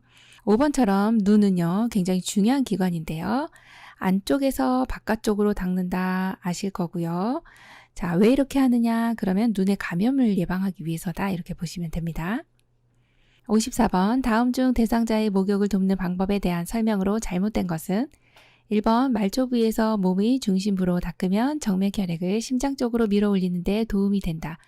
2번 목욕을 하면 전신의 신진대사를 촉진하며 혈액순환과 근육 및 관절의 이완을 돕는다. 3번 대상자가 목욕을 싫어하는 이유는 옷이 없어질까봐 걱정되거나 부끄러워서 등이다. 4번 되도록 대상자 스스로 씻게 하고 도움이 필요한 부분만 보조한다. 5번 침상 목욕 시 특히 눈 주변은 비누를 사용하여 깨끗하게 닦는다. 정답은요? 5번입니다. 침상 목욕 시 특히 눈 주변은 비누를 사용하여 깨끗하게 닦는다입니다. 지금 목욕을 돕는 방법에 대한 설명으로 뭘까요? 잘못된 것이에요. 네, 1번부터 보시면서 맞다 하면서 1번을 그냥 맞는 거 이렇게 골라주시면 안 됩니다. 여기에서는 잘못된 것 고르는 것이에요. 그래서 침상 목욕할 때 눈은 비누를 사용하지 않습니다. 그래서 틀렸어요. 55번 다음 중 침상 청결 등 쾌적한 환경을 유지하기 위한 방법으로 옳은 것은 1번 침구는 부드럽고 땀 흡수가 잘 되는 면 제품이 좋고 정기적으로 세탁하고 그늘에 말린다. 2번 70에서 80% 정도의 쾌적한 습도를 유지한다. 3번 현관이나 화장실의 문턱을 낮추도록 한다. 4번 습도가 낮으면 더욱 덥게 또는 춥게 느껴지므로 상황에 따라 습도를 적절히 조절한다. 5번 땀과 손발 온도를 확인하여 의복과 실내 온도를 조절한다. 정답은요? 5번입니다. 땀과 손발 온도를 확인하여 의복과 실내 온도를 조절합니다. 어르신이 지금 땀을 막 흘리시면서 또 손발도 뜨끈뜨끈한데 옷을 막 더 입혀야 되겠네 이러시면 안 되잖아요. 그래서 5번이 정답이고 1번처럼 이제 침구 같은 경우는 부드러운 거 맞죠? 땀 흡수가 잘 되는 면 제품 좋습니다. 정기적으로 세탁하고요. 요것은 면 제품은 주로 그늘이 아니라요. 네, 직사광선 햇볕에 말라주시는 거죠. 2번 같은 경우는 이제 쾌적한 습도인데 상당히 중요한 내용입니다. 습도는 항상 40에서 60%가 가장 좋구나 이렇게 보시면 돼요. 70에서 80 너무 높습니다. 자, 3번도 보시면 이거 고르신 분 있을 것 같은데 요거는 왜 주의해 주셔야 되냐면 현관이나 화장실의 문턱은요 낮추는 게 아니라 없앤다 이렇게 기억해 주셔야 되고 4번 같은 경우는 습도가 낮으면요 더욱 덥게 또는 춥게 느껴지므로 상황에 따라 습도를 적절히 조절하지 않고요. 습도가 낮으면 굉장히 건조해집니다. 그래서 항상 적절히 조절을 해주셔야 된다. 그렇게 보죠. 56번 오른쪽 편마비 대상자가 수액 주사를 맞고 있을 때 단추 있는 옷을 벗기는 순서로 괄호에 해당하는 것은 괄호 8, 수액을 맡고 있는 발을 먼저 벗긴다. 나 수액을 빼서 괄호 팔소매 밖에서 안으로 뺀다. 다 수액을 건다. 라 괄호 팔을 벗긴다. 1번 오른쪽 오른쪽 왼쪽 2번 왼쪽 오른쪽 오른쪽 3번 왼쪽 왼쪽 오른쪽 4번 오른쪽 왼쪽 오른쪽 5번 오른쪽 왼쪽 왼쪽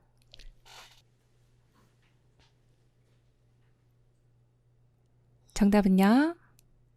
3번 왼쪽 왼쪽 오른쪽입니다. 자, 오른쪽 편마비 대상자가 수액 주사를 맞고 있어요. 단추 있는 옷 벗길 때. 자, 그러면 이 문제 같은 경우는 상당히 난이도가 있는 문제입니다. 그림으로 나온 것도 아니고 문장으로 나온 내용이고, 그리고 대상자가 지금 주사를 오른쪽 편마비이기 때문에 수액은 어느 쪽에 맞고 있을까? 뭐 이거부터 생각해 주셔야 되거든요. 자, 대상자가 지금 이렇게 누워 있는데요. 오른쪽 편마비입니다. 그럼 여기서 이렇게 편하게 누워 계실 거 아니에요? 오른쪽이면 어느 쪽이에요? 네, 오른쪽 편마비는 항상 체크를 해주셔야 돼요. 자, 마비 있는 쪽은 주사를 못 맞기 때문에 어느 쪽으로 수액을 맞을까요? 왼쪽이요. 자, 그러면 건강한 쪽이 왼쪽이기 때문에 벗을 때는 어느 쪽이 먼저예요? 네, 벗을 때는 건강한 쪽이 먼저죠. 건강한 쪽이 지금 왼쪽이죠. 그래서 왼쪽 먼저 팔을 빼야 돼요. 자, 팔 빼고 나니까 뭐가 달려있어요? 수액이 달려있어요. 그래서 얘도 빼주시고 그 다음에 뺀 다음에 수액을 걸어야 그 다음에 마지막 불편한 쪽을 빼주셔야 돼요. 그래서 이렇게 체크해 주시면 됩니다. 정답은 3번 왼쪽 왼쪽 오른쪽 이렇게 골라주시면 되겠네요.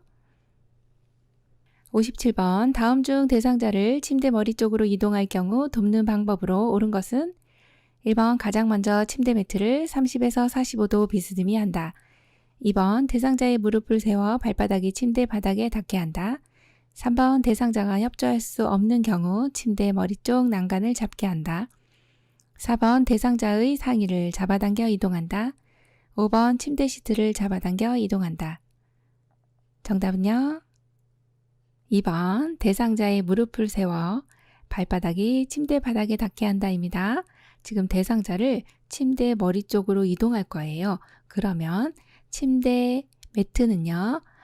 대상자가 이제 침대에 이렇게 누워 있는 경우인데요. 자, 누워 계시다가 뭐 식사하거나 잠시 앉아서 세수를 하거나 할 때 밑으로 쭉 내려가시죠. 그러면 대상자를 위로 올려드려야 됩니다. 이렇게 내려가신 경우는 그냥 그대로 계시면 안 돼서 위로 올려야 되는데 그러려면 어르신 침대 매트를 이렇게 지금 올라와 있는 상태를 평평하게 만들어 주셔야 돼요. 그래서 이렇게 1번처럼 비스듬히 해주시면 안 되는 거고요.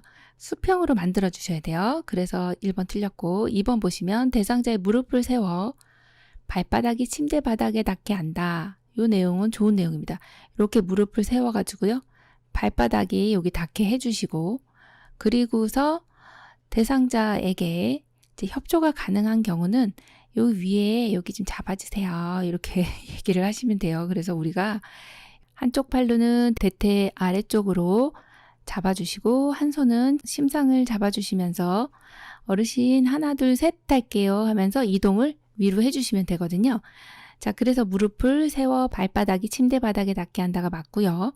자, 3번 같이 이제 대상자가 협조할 수 없는 경우가 있습니다. 그럴 때는 대상자 협조가 안 되기 때문에 뭐 잡아라 이렇게 어르신 여기 잡으세요 할 수 없습니다. 우리가 둘이서 요양보사 한 분이 더 와주셔야 돼요. 그래서 두 분이서 이렇게 여기 이렇게 잡으시고 한쪽으로는 어르신 어깨 아래쪽으로 또 한쪽 팔은 대퇴부 아래쪽으로 대퇴부 밑으로 집어넣어서 둘이 힘을 합쳐서 올려주셔야 되는 게 이렇게 합조할 수 없는 경우 두 명이서 도와주시면 되고요. 4번과 같이 상의를 잡아당기는 것은 이제 어르신 마찰을 줄여주셔야 되는데 이렇게 하다 보면은 어르신 욕창 생길 수 있고 해서 안 됩니다. 자, 5번처럼 이렇게 시트를 잡아당기는 것도 안 되는 거죠. 그래서 정답이 2번이네요. 58번 다음 중 복지용구 사용에 대한 설명으로 옳은 것은 1번 목욕 리프트의 전원은 감전 예방을 위해 충전용 배터리만 사용한다. 2번 목욕 의자는 앉는 면이 높고 등받이가 낮은 것이 좋다. 3번 안전 손잡이는 거동이 불편한 대상자의 자세를 변환할 때 사용한다.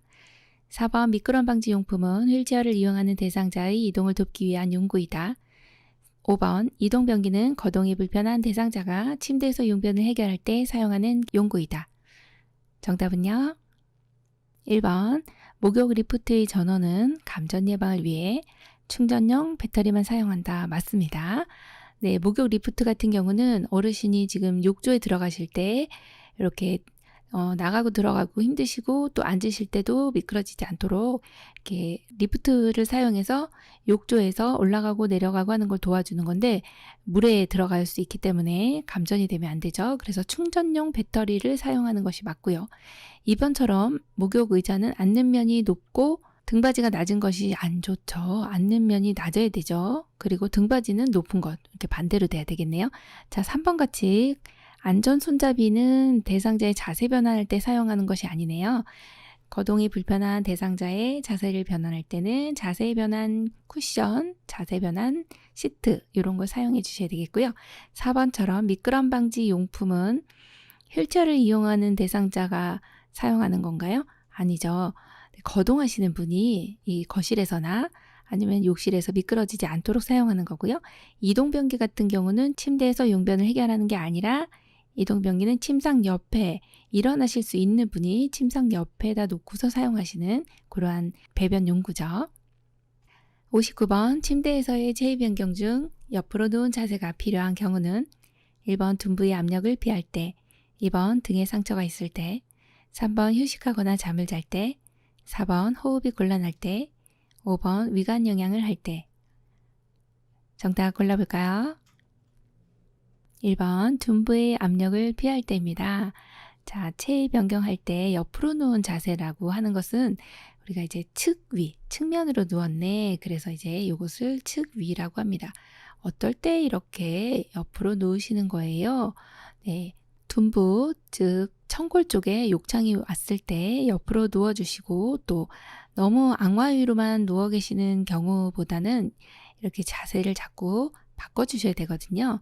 그럴 때 이제 이렇게 옆으로 누운 자세를 하게 되는데 그림에서 보는 것처럼 어르신이 이렇게 베개를 베었죠.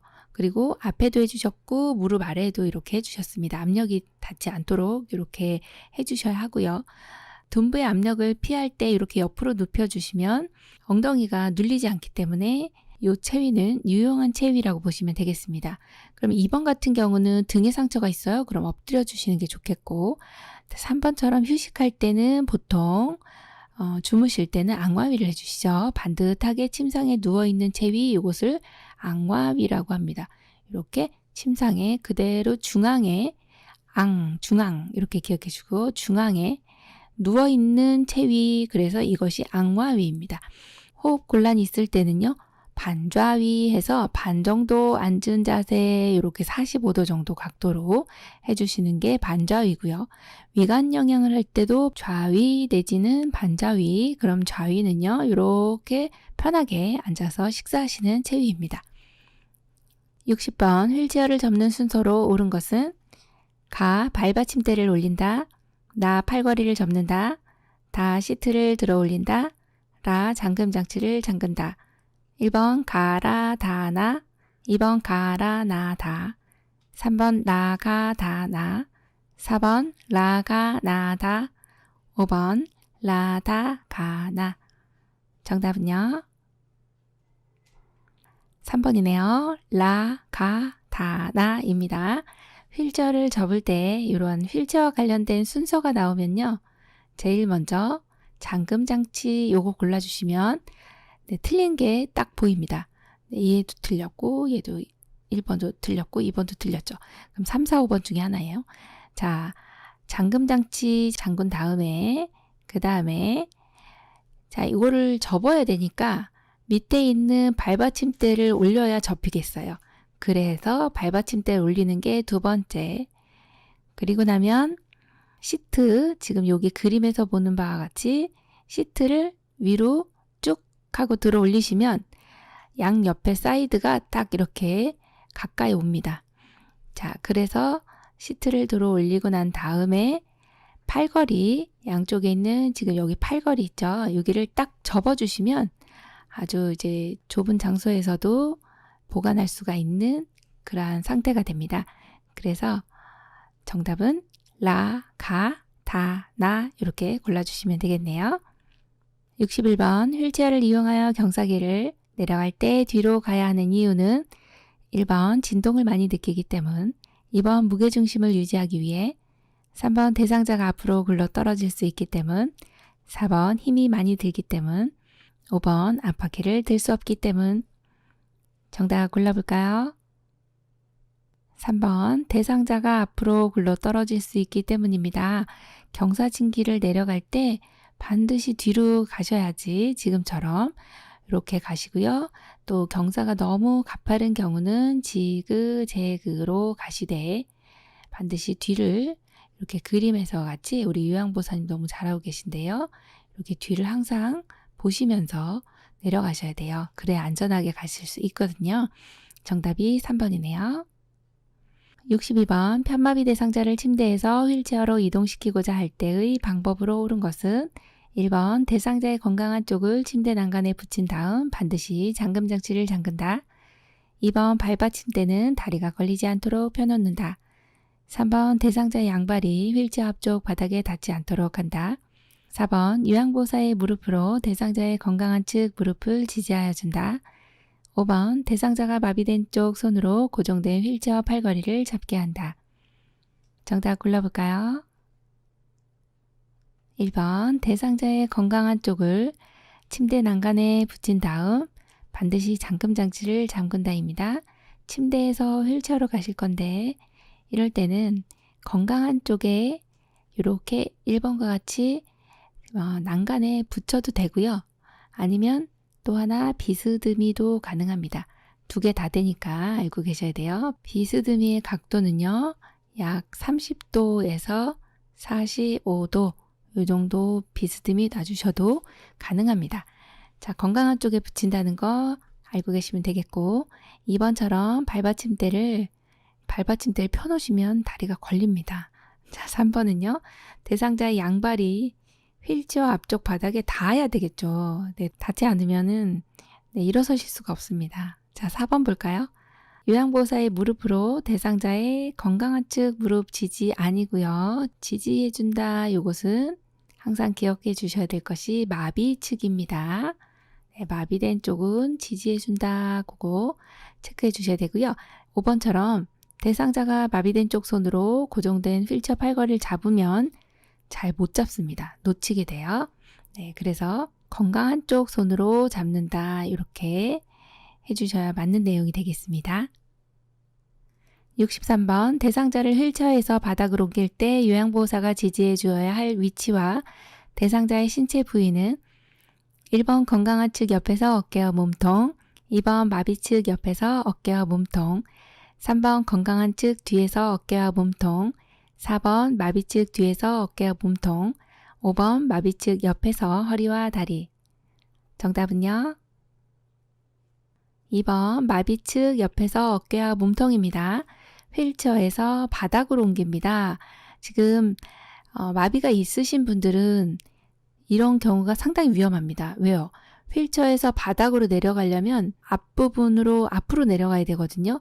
근데 자칫 잘못하면 마비된 손으로 짚고 내려오시다가 앞으로 이렇게 넘어지시고 낙상할 수가 있어요.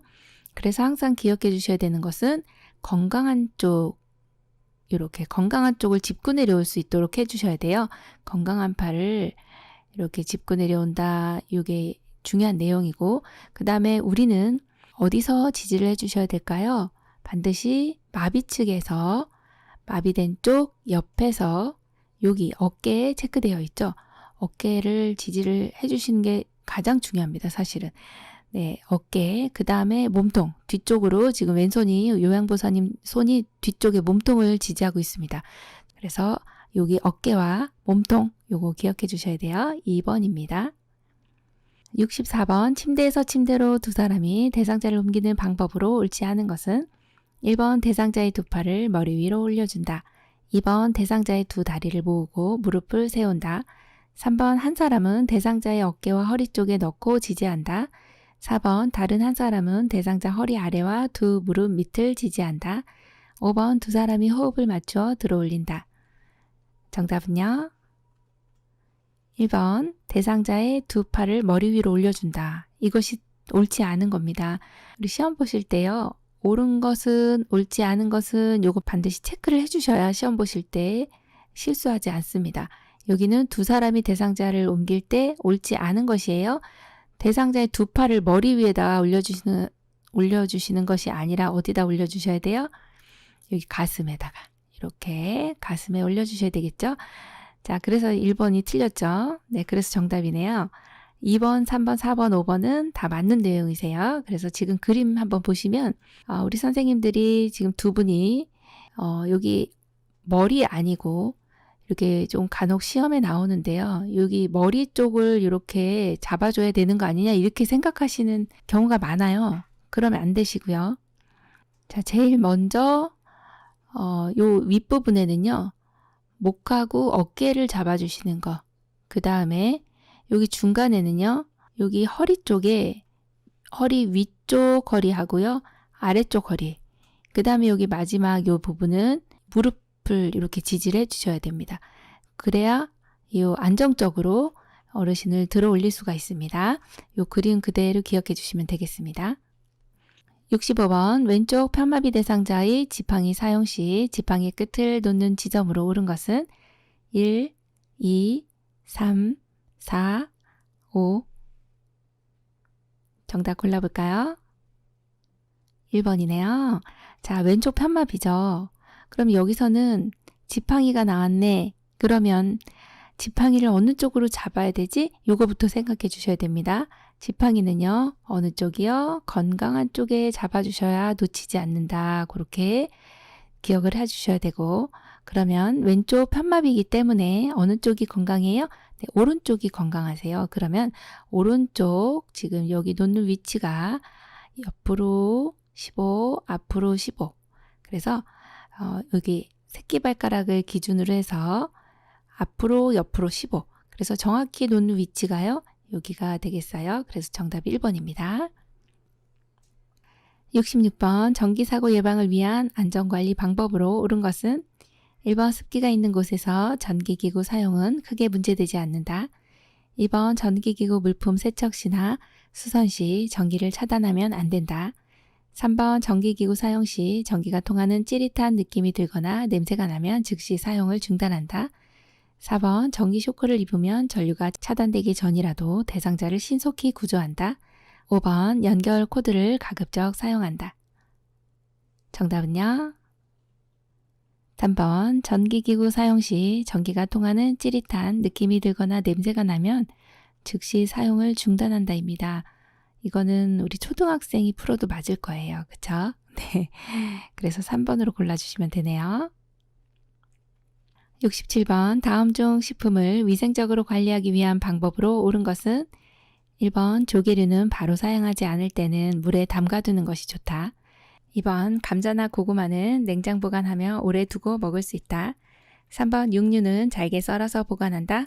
4번 복숭아는 차게 보관하면 단맛이 높아진다. 5번 열대과일은 실온에 보관하고 대부분의 과일은 냉장실의 채소실에 보관한다. 정답은요? 5번이네요.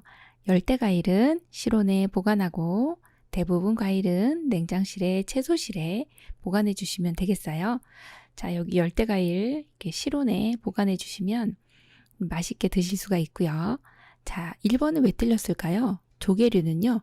사용하지 않을 때 물에 담가두지 않아요. 신문에 싸서 이런 경우는 냉동실이나 냉장실에 넣어두시면 되고 자, 감자나 고구마 같은 경우 감자는요. 하나씩 신문에 하나씩 싸서 서늘한 곳에 놓으시면 되고 고구마 같은 경우도 냉장고에 보관하시진 않습니다. 신문지에 싸서 층층이 보관해 주시면 되는데 좀 서늘한 곳에만 해주시면 됩니다. 육류 같은 경우는 잘게 썰으면 공기와 접하는 면적이 넓어지기 때문에 덩어리째 보관을 해주시는 게 좋고요. 자, 5번 같이 이제 복숭아 같은 경우는 차게 보관하면 단맛이 좀 떨어집니다. 그래서 실온에다 보관해 두셨다가 드시기 전에 잠깐 2-3시간 정도 냉장고에 넣어 두셨다가 드시면 되겠죠. 68번 식품을 안전하게 섭취하기 위한 방법으로 옳게 설명한 것은 1번 75도씨까지 가열하면 안전하게 식품을 섭취할 수 있다. 2번 조리한 식품을 실온에 12시간 이상 방치하지 않는다. 3번 냉동식품은 실온에서 천천히 해동한다. 4번 냉장고 안에서는 식품을 장기간 보관하여도 된다. 5번 도마와 칼이 한 개씩밖에 없는 경우 과일, 육류, 닭고기, 생선류 순으로 사용한다. 정답은요? 1번이네요. 75도씨까지 가열하면 안전하게 식품을 섭취할 수 있습니다. 75도씨까지 가열하면은 유해한 미생물은 대부분 죽는다고 보시면 돼요. 그래서 1번이 정답이고 2번처럼 이렇게 조리한 식품이라 할지라도 실온에 2시간 이상 방치하시면 안 됩니다. 자, 3번 같은 경우도 냉동식품은 실온에서 해동시키지 않고요. 4번도 냉장고 안에는 식품을 장기간 보관해도 된다 그렇진 않습니다. 냉장고 안에서도 곰팡이가 피죠. 자, 5번 같이 도마 칼이 한 개씩밖에 없는 경우는요. 자, 과일 먼저, 그 다음 육류, 그리고 생선 비리잖아요. 네, 생선, 마지막 닭고기는 미생물 번식 굉장히 쉽습니다. 그래서 마지막에 사용해 주시면 좋고 닭고기 같은 경우는 밑간을 좀 해서 보관하시는 게 좋습니다. 자, 그래서 정답이 1번입니다. 69번 다음 중 삶을 수 있는 세탁기 호는 1, 2, 3, 4, 5 정답은요? 1번입니다. 네, 이게 이렇게 생긴 모양이 네모나게 생긴 게 세탁기예요. 네, 이 온도가 바로 여기에 이렇게 숫자로 적혀져 있는 게 가능한 온도인데요. 95도시면은 삶을 수 있는 거다. 이렇게 보시면 되겠죠. 70번 다음 중 세탁후 관리 방법으로 옳은 것은 1번 다리미가 앞으로 나갈 때는 앞에 힘을 준다. 2번 풀 먹인 천을 다림질할 때 천을 깔아서는 안 된다. 3번 같은 종류의 방충제를 함께 넣으면 안 된다. 4번 방충제는 아래쪽 구석에 넣어둔다. 5번 곰팡이가 생긴 의복은 2시간 이상 직사광선에 쏘인다. 정답은요? 5번 곰팡이가 생긴 의복은 2시간 이상 직사광선에 쏘인다입니다. 이게 정답이고요. 자, 다림질 할 때요. 앞으로 나갈 때 뒤에 힘 주셔야 되고 자, 2번 왜 틀렸어요? 풀먹인 천 다림질 할 때 천을 깝니다. 네, 깔고서 사용해 주시고 3번 같은 경우 같은 종류의 방충제는 함께 넣어도 됩니다. 다른 종류만 함께 안 넣으시면 돼요. 자, 4번 같은 경우 방충제는 아래쪽이 아니고 위쪽에 구석에다 넣어두시면 되겠어요. 71번 다음 중 청결한 주거환경 조성을 위한 청소 방법으로 옳은 것은 1번 침상 시트나 침구는 오후에 정리한다. 2번 양변기는 솔에 식초를 묻혀 닦는다. 3번 화장실 배수근을 락스 원액을 부어준다. 4번 화장실 바닥은 일주일에 한 번 정도 알코올로 닦아준다. 5번 청소는 낮은 곳에서 높은 곳 순서로 한다. 정답 골라볼까요? 2번 양변기는 솔에 식초를 묻혀 닦는다입니다. 자, 청소하는 방법인데요. 1번 같은 경우에 이제 침상 시트나 침구는요. 오전에 정리하시는 게 좋아요. 그러면 3번처럼 화장실 배수구는요. 락스 원액을 부어주나요? 아니죠. 희석해야 됩니다. 자, 4번은 왜 틀렸어요? 화장실 바닥은 일주일에 한 번 이상 솔과 소독제로 닦아주시면 되고 5번 같은 경우는 청소는 낮은 곳에서 높은 곳이 아니라 높은 곳에서 낮은 곳으로 이렇게 순서를 바꿔주시면 되겠습니다. 72번 다음 중 치매 대상자의 배설을 돕는 방법으로 옳은 것은 1번 낮에는 가능한 기저귀를 사용하는 것이 좋다. 2번 방은 화장실에서 먼 곳에 배정한다. 3번 적절한 시기에 화장실 이용을 유도하며 강요하지 않는다. 4번 낮에는 4시간, 밤에는 2시간 간격으로 배뇨하게 한다. 5번 실금한 경우 민감하게 반응한다. 정답은요? 3번이죠. 적절한 시기에 화장실 이용을 유도하며 강요하지 않는다가 정답입니다.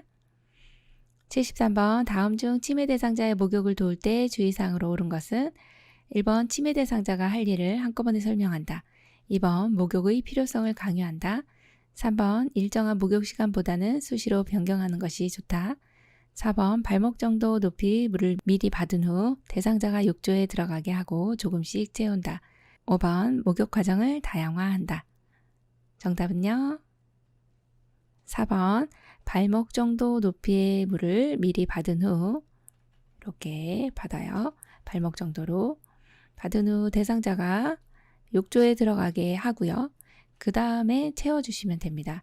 네, 이 방법을 쓰셔야 어르신이 안전하게 목욕을 하실 수가 있다. 그렇게 봅니다.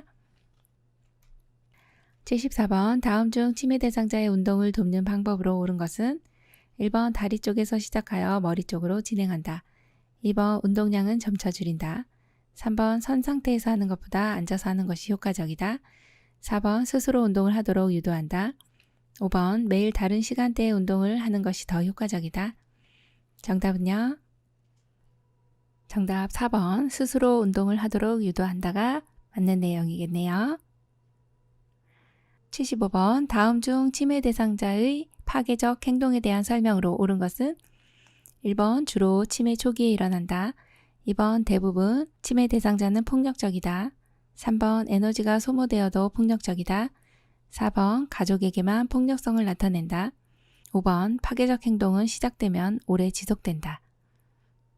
정답 골라볼까요? 1번 주로 치매 초기에 일어난다입니다. 치매 대상자의 파괴적인 행동은 초기에 일어나고요. 그렇다고 해서 대부분 치매 대상자가 폭력적이진 않습니다. 자, 3번 같은 경우도 에너지가 소모되면 폭력성이 좀 잠잠해지거든요.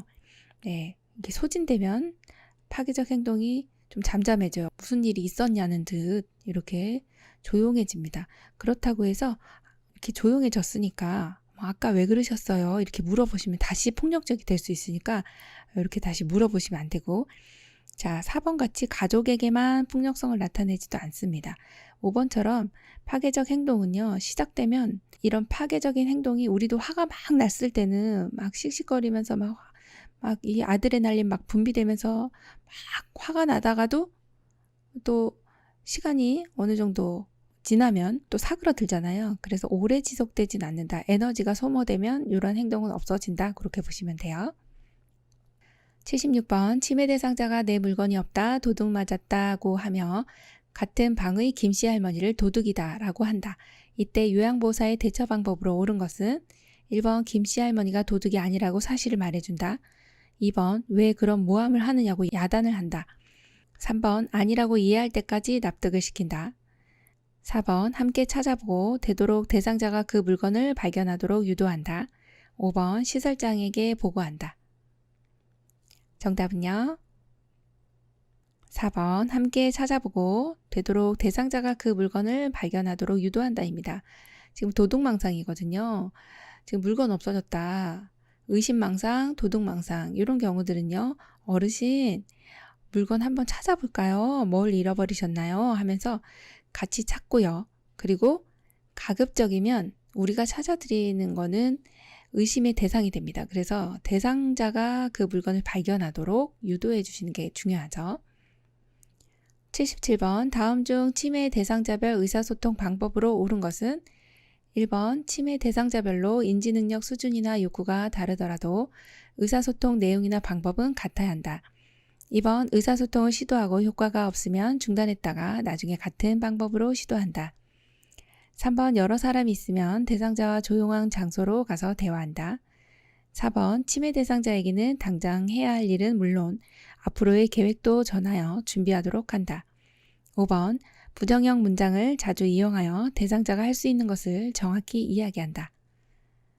정답 골라볼까요? 3번 여러 사람이 있으면 대상자와 조용한 장소로 가서 대화한다 입니다. 네, 의사소통하실 때 이렇게 해주시면 문제가 없이 잘 소통하실 수가 있겠고 1번 같이 이렇게 인지능력 수준이나 욕구가 다르면 내용이나 방법도 달라야 되겠고 의사소통을 시도하고 효과가 없다 해서 또 똑같은 방법으로 시도하면 또 효과가 없을 수 있습니다. 그래서 안 되고 자, 그 다음에 4번처럼 대상자에게 당장 해야 할 일, 또 앞으로의 계획 뭐 이런 것들을 구구절절히 계속 얘기해 주시면 대상자는 지금 당장에 무엇을 해야 하는지도 모르시는 분이기 때문에 한 가지씩만 말씀을 드려요. 네, 그 내용이 지금 틀린 내용이고 자, 5번처럼 이렇게 부정형 문장 자주 사용하시면 안 됩니다. 78번 다음 중 치매 말기 대상자와 의사소통 방법으로 옳은 것은 1번 방 안에 아무도 없는 것처럼 이야기한다. 2번 대상자가 응답하지 않으면 이야기를 멈춘다. 3번 대상자가 이야기하는 모든 것에 반응할 필요가 없다. 4번 대상자의 이름을 부르면서 이야기를 시작한다. 5번 전달하고자 하는 요점을 설명하고 구체적으로 표현한다. 정답은요? 4번 대상자의 이름을 부르면서 이야기를 시작한다입니다. 자, 치매 말기 대상자, 치매 말기에는 이제 몇 가지 체크해 주셔야 되는 내용이 이분들 같은 경우는 말이 없으니까 1번처럼 이렇게 아무도 없는 것처럼 말씀 못 하시니까 의식이 없는 거 아니야? 이렇게 생각할 수가 있습니다. 그래서 1번과 같은 이런 실수를 하실 수가 있는데 치매 말기라 할지라도 알아들으실 수 있기 때문에 말씀을 못하는 이러한 무언증이 있다 해도 알아들으신다 이렇게 생각하셔야 되고 또 하나의 특징적인 내용은 당신의 이름을 기억 못하기 때문에 치매 말기 때는 어르신의 이름을 부르면서 요양보를 제공하는 것이 중요한 의사소통 방법 중에 하나입니다. 그래서 정답이 4번이고요. 2번처럼 응답하지 않는다고 해서 이야기를 안 하신다든지 3번 같은 경우에는 이렇게 반복적인 행동을 하시는 반복적으로 아침에 일어나면 우리 딸 언제 와? 우리 딸 언제 와? 우리 딸 언제 와? 이렇게 계속 반복적으로 얘기하시는 분한테는 이렇게 반응할 필요가 없는 거죠. 이 치매 말기 대상자하고는 좀 틀린 내용입니다. 5번과 같이 전달하고자 하는 내용의 요점을 설명하고 구체적으로 설명하는 것이 아니라 여러 가지 말을 해주시면 또 혼란을 일으킬 수 있기 때문에 한 번에 한 가지씩 말씀해 주시고 간단하고 명료한 단어를 사용해 주시면 되겠습니다. 79번 임종 대상자가 손발부터 시작해서 팔다리로 점차 싸늘해지면서 피부의 색깔도 하얗게 혹은 파랗게 변한다. 이때 요양보호사의 요양보 방법은 1번 이불을 덮어서 따뜻하게 해준다. 2번 이마를 가볍게 문질러준다. 3번 전기기구를 사용하여 체온을 유지해준다. 4번 고개를 옆으로 부드럽게 돌려준다. 5번 상체와 머리를 눕혀준다. 정답 골라볼까요? 1번 이불을 덮어서 따뜻하게 해준다입니다. 지금 이런 경우는 임종이라고 하는 것은 이제 죽음을 맞이하는 단계예요. 그래서 이렇게 임종이 가까워지면서 혹은 임종 후에는 대상자가 이제 점차 차가워지거든요. 싸늘해집니다. 그러면 이분은 이제 추위를 느끼실 수가 있겠죠. 그래서 이불을 덮어서 따뜻하게 해줍니다. 2번 같은 경우는 이마를 가볍게 문질러주는 경우는요. 이렇게 불안해하는 경우는 이렇게 이마를 가볍게 문질러줍니다. 그러면 또 3번 같은 경우 이렇게 어르신 너무 추우니까 전기기구 사용하면 좋지 않을까요? 안 됩니다. 전열기구는 사용하지 않고요. 자, 4번 같은 경우는 입안에서 이제 분비물이 나올 때 옆으로 좀 돌려주시는 건 가능합니다만 지금 이와 같은 경우는 아니죠. 자, 5번 같은 경우도 호흡이 좀 힘든 경우 보통은 돌아가시기 전에 이렇게 가래가 끓는 소리, 그래서 돌 굴러가는 소리가 난다. 뭐 이렇게 그래서 호흡이 좀 힘들어지는 경우는 상체와 머리를 좀 높여주시면 되겠어요. 80번 다음 중 심폐소생술에 대한 설명으로 맞는 것은 1번 가슴이 최소 8cm 눌릴 정도의 강도로 압박한다. 2번 가슴 압박과 인공호흡은 동시에 실시한다. 3번 가슴 압박은 1분에 100에서 120회 정도의 속도로 시행한다. 4번 머리를 앞으로 당겨 기도를 유지한다.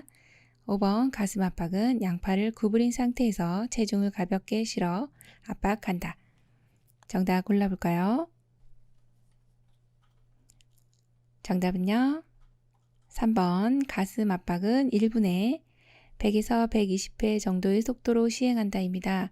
이 내용은 많이들 알고 계실 거라서 이거는 좀 체크를 해주셔야 되고 자, 1번 같은 경우 왜 틀렸어요? 가슴이 최고 몇 cm요? 5cm 정도만 눌리시면 되고요. 2번 같은 경우 가슴 압박, 인공호흡 동시에 하지 않습니다. 자, 4번 머리를 앞으로 당겨 기도를 유지하나요? 아닙니다. 뒤로 젖혀줍니다. 그래야 기도가 그림과 같이 이렇게 일자로 유지가 되는 거고요. 5번 같은 경우에 보시면 가슴 압박은 양팔을 구부린 상태에서 하지 않습니다. 지금 그림처럼 수직으로 해서 위에서 아래로 이렇게 직각으로 해서 압박을 해주시는 게 맞습니다. 지금까지 요양보사 국가고시 대비하여 제2회 쪽집게 모의고사 문제풀이 해드렸습니다. 장시간 동안 수고 많이 하셨고요. 이번 시험에 많은 도움 되시기 바랍니다. 열린요양보사교육원 장희영 강사였습니다. 감사합니다.